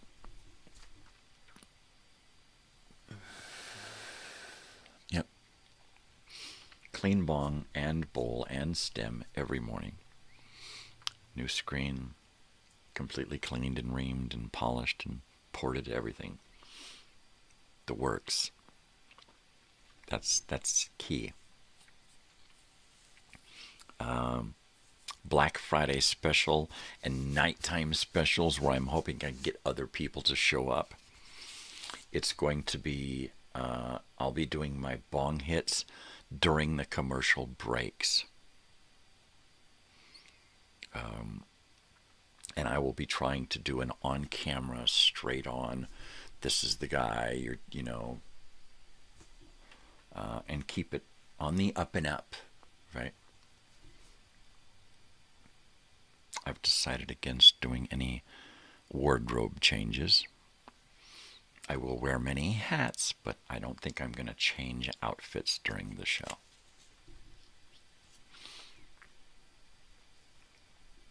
I think I'm just going to be jumping from subject to subject to subject.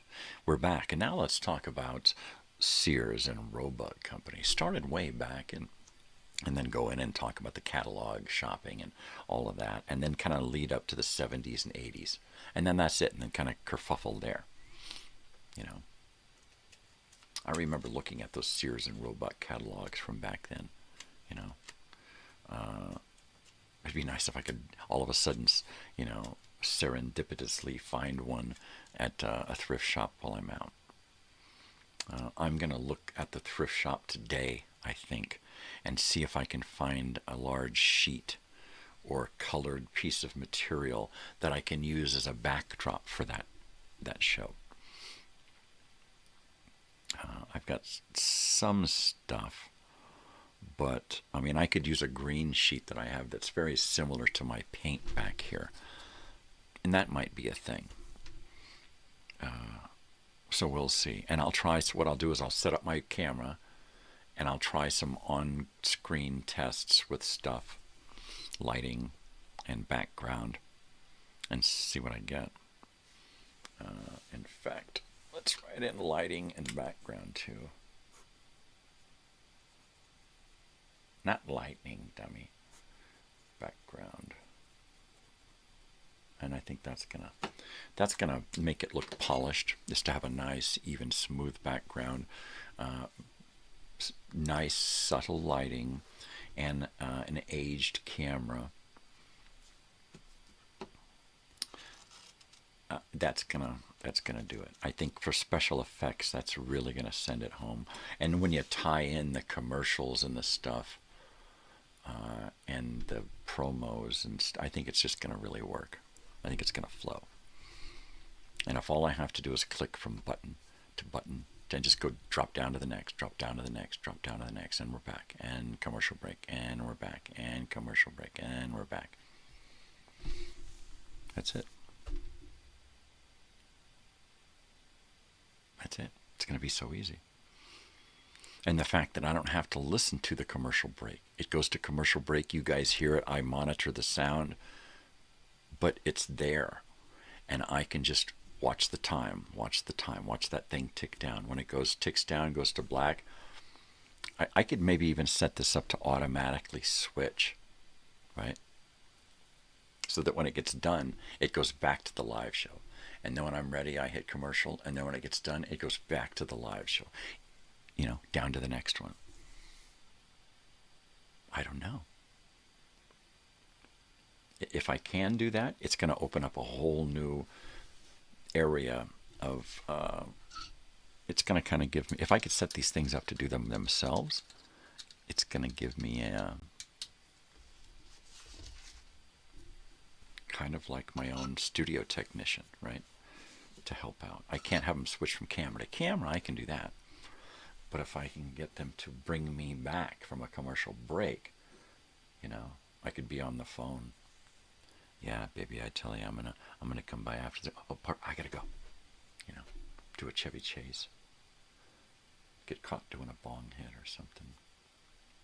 Whatever. Fun on a bun. But I think during the next season, we're gonna do 3-hour shows. And if I can work it out, I'm going to split the network and go orange and green. And the green will be monetized. And I will do a live podcast. Fletch lives, there you go. I will do a live broadcast over here during my live show over here.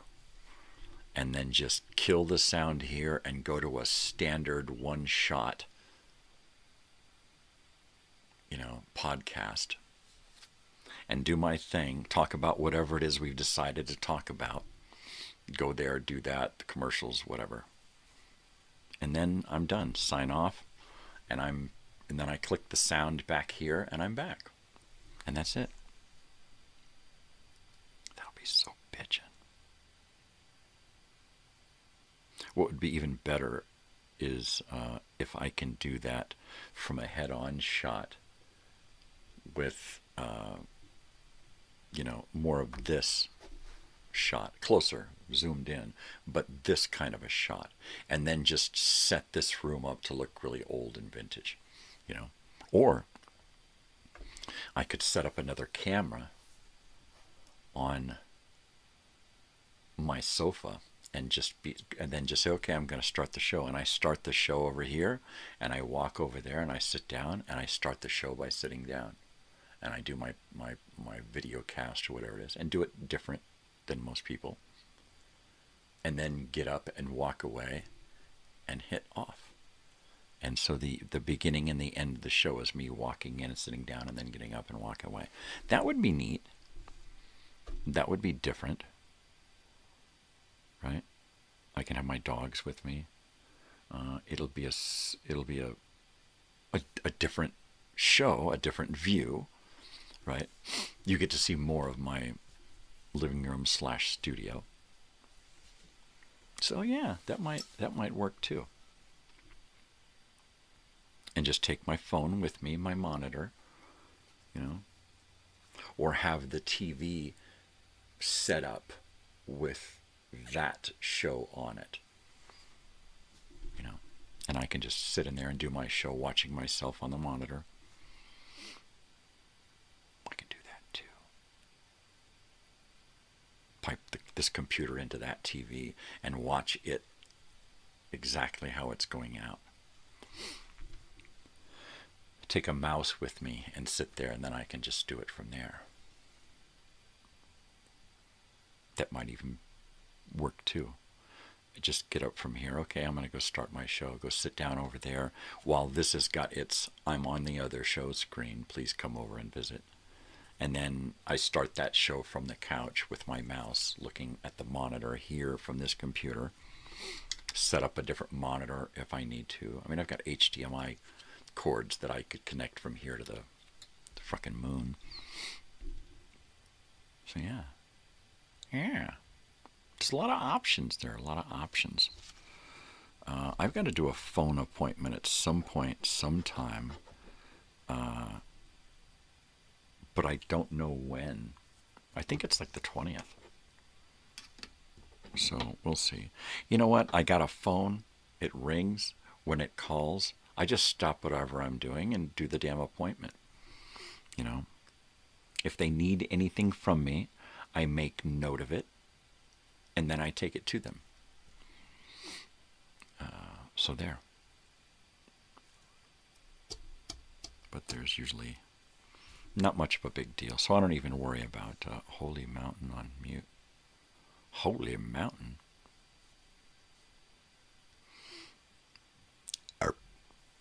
Who's on a mule? Look, a bong hit.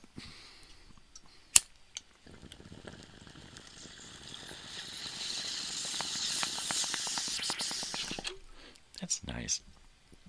That's nice.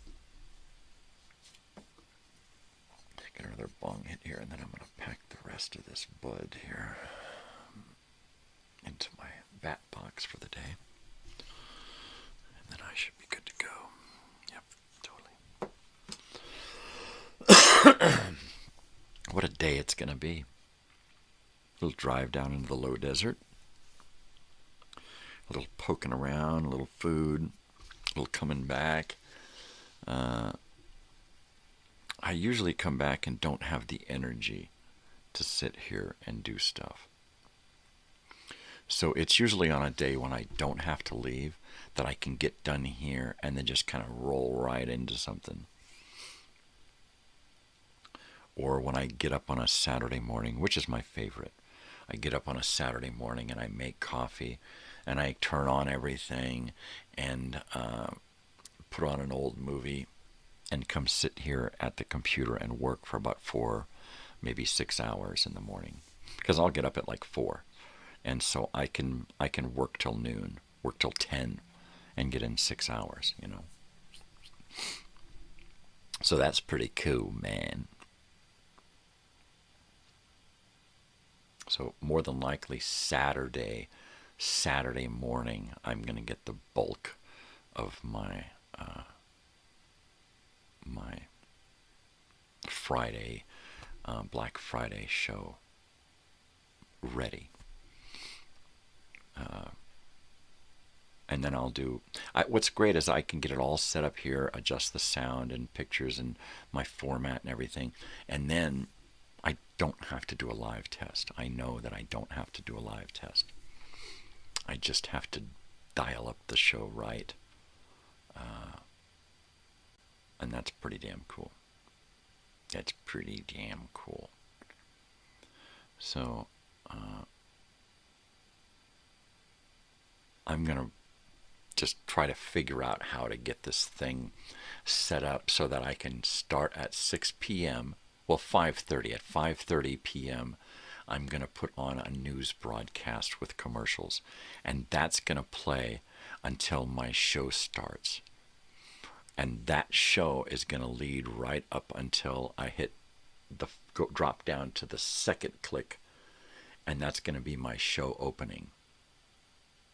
So I'm going to have commercials after the news. And then it'll fade and fade into my show opening. And then it'll go into the me. And then 15 minutes later, or 20 minutes later, 20 minutes from the top of the hour, it'll go into the first commercial break. And that will last 4 to 5 minutes. And then from the beginning of that commercial break, we'll start the new 20-minute block. so that when I come back from commercials, I've got 15 to 16 minutes of airtime. And that will happen 3 times an hour. I'll have 15 minutes of airtime. So I'll only be on the air for about 45 minutes an hour in 15-minute blocks. So I don't have to just sit there and be on and be on and be on and be on. I can have a break, do a bong hit, get my act together for the next segment, pull up the graphic. The graphic will already be loaded, right, for that drop down. It'll just go right down to the next one, and it'll all, okay, now we're talking about this. So every 15 minutes, I have to start a subject and wrap it up. And then be ready to talk about the next subject. So in order to have these subjects ready, I have to have them timed. I have to have the material and the copy to discuss. I have to have a graphic pulled up so that when we're there on screen and I've got that picture popped up behind me like the news broadcaster back in the day, right? Then it's got the new graphic, right? I can even click drop down. So there's my live time, but then there's a sub where it goes to a video and it shows you a video of something. And then we drop back down and it goes back to me again live, right? And I can do that too.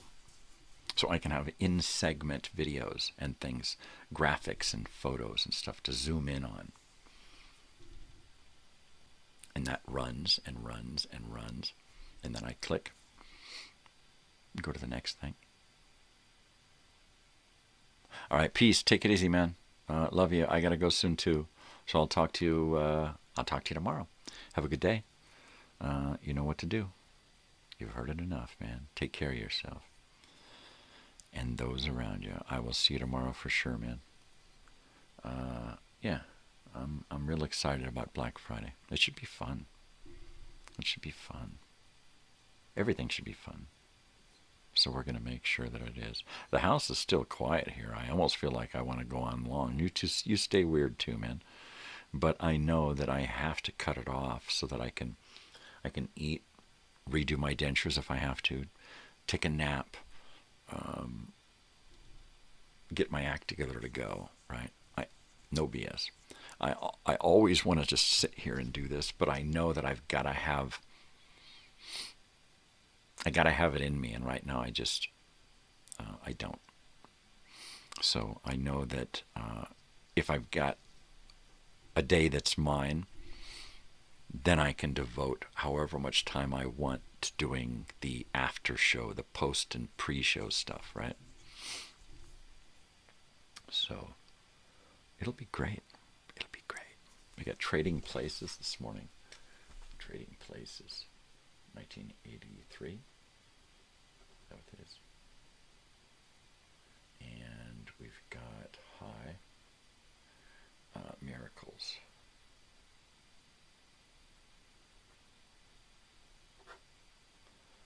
Smoky.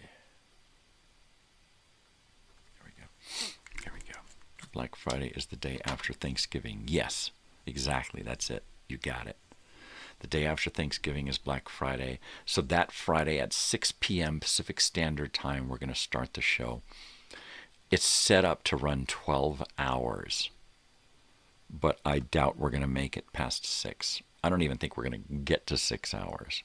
That's going to take us to midnight, my time. So that's going to be 3 in the morning your time.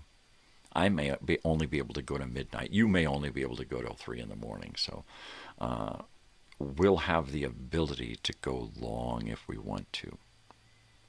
But chances are we won't. I'll have hot coffee, I'll have food, I'll have snacks. I will have a huge nap before. So we'll see. We shall see.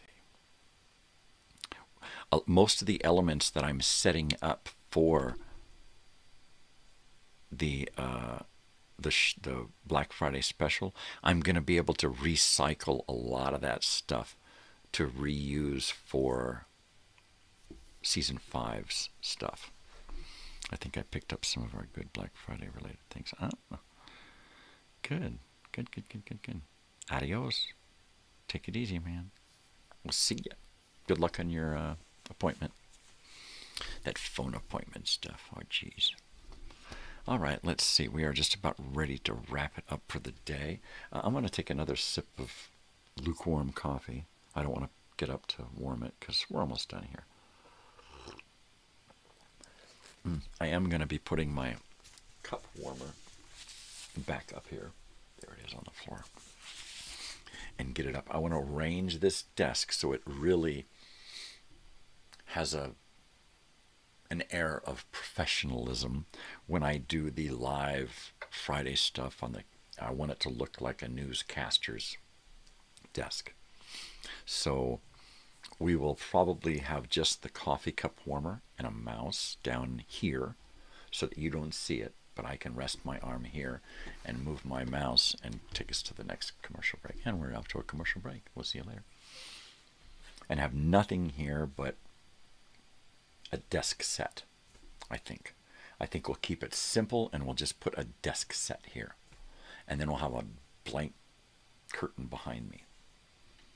An old vintage desk set with my name on it and a pen and a little thing and the blotter and just have it set up as a little desk set and have the camera looking straight at the center of the desk and I'll be sitting at the center of the desk. So I'll be sitting over here, which is going to be slightly different, but it'll be right here in the center of the desk.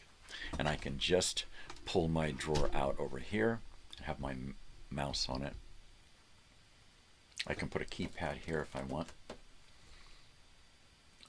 I can set up a monitor out here and have my live YouTube on it, right? And then if I can take,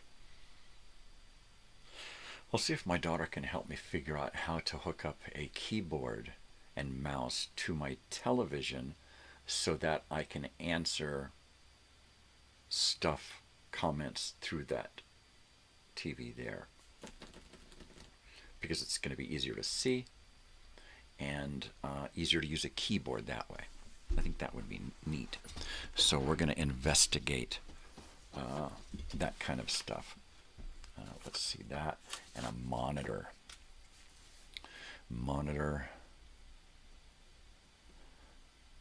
And YouTube comments.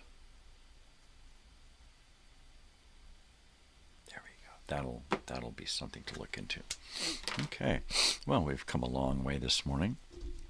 I think that once we get back to work on commercial breaks, station identification, intro, outro stuff, we're going to put together another 30 of those, about 4 to 5 minutes long each. And then I'll pick out a few video elements, like an educational film, something to do with shopping or toys, some kind of Black Friday or stuff, and I'll put a couple of those videos in there so that if we have to, we can take a 10-minute break, a 20-minute break, or a 30-minute break, right? I can put on a movie, turn off my microphone, walk away, do whatever, I go to the bathroom, do whatever I gotta do, take a break. Cook some food if I have to. Oh man, it's 3 in the morning here. I'm gonna make a cheeseburger. Watch this. If I had a really nice kitchen, I'd just put a camera in the kitchen and have you take you with me, right? Cooking with Michael.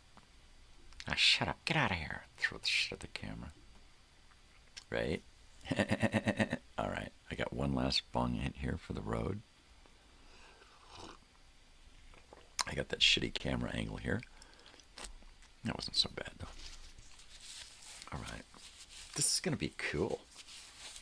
This is going to be cool. If they'll just let me use those old cameras. Oh, please. Yes, no whammy, no whammy, no whammy.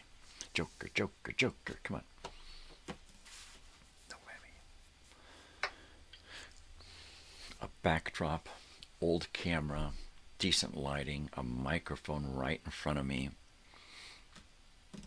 It'll be perfect. And the monitor. The monitor is going to be key. I won't be able to wear this, so all the sound has to be worked out, period. This has to be set perfect so that I can be far enough away and it's heard, because when I turn my head like this, it sounds different, right? So it has to be set up right in front of me, perfectly dialed in for the show, for the voice, right? Yes, yes, indeedy. Yes, indeedy. Let's see. Just about time to go for the morning. It's been fun. It's been fun. It's been informative. It's been educational. I've learned a lot. If you don't learn anything, what's the point? You got to learn something every day, even something small. You know. So this is cool. This is very, very cool. The whole Black Friday show thing is just going to be fun. It's just going to be another way to pretend we're doing an old TV show, right? That's it. The EBS network. EBSN. Yeah. Silly. I just love coming up with this shit. Because I can do EBSN, EBS, the orange network, and EBS, the green network. And it'll just be EBS network, and the network will be orange, or EBS and the network will be green, and that's it. When it's written down, it'll say EBS network, green or orange. But on screen, I won't have to say orange. It'll just be that color. What's the difference? Well, one's green, one's monetized. That's it. The other's just all kinds of old crap. I wonder how close I am to 2,000 videos on my channel. I guess we're getting close, especially if these live ones count.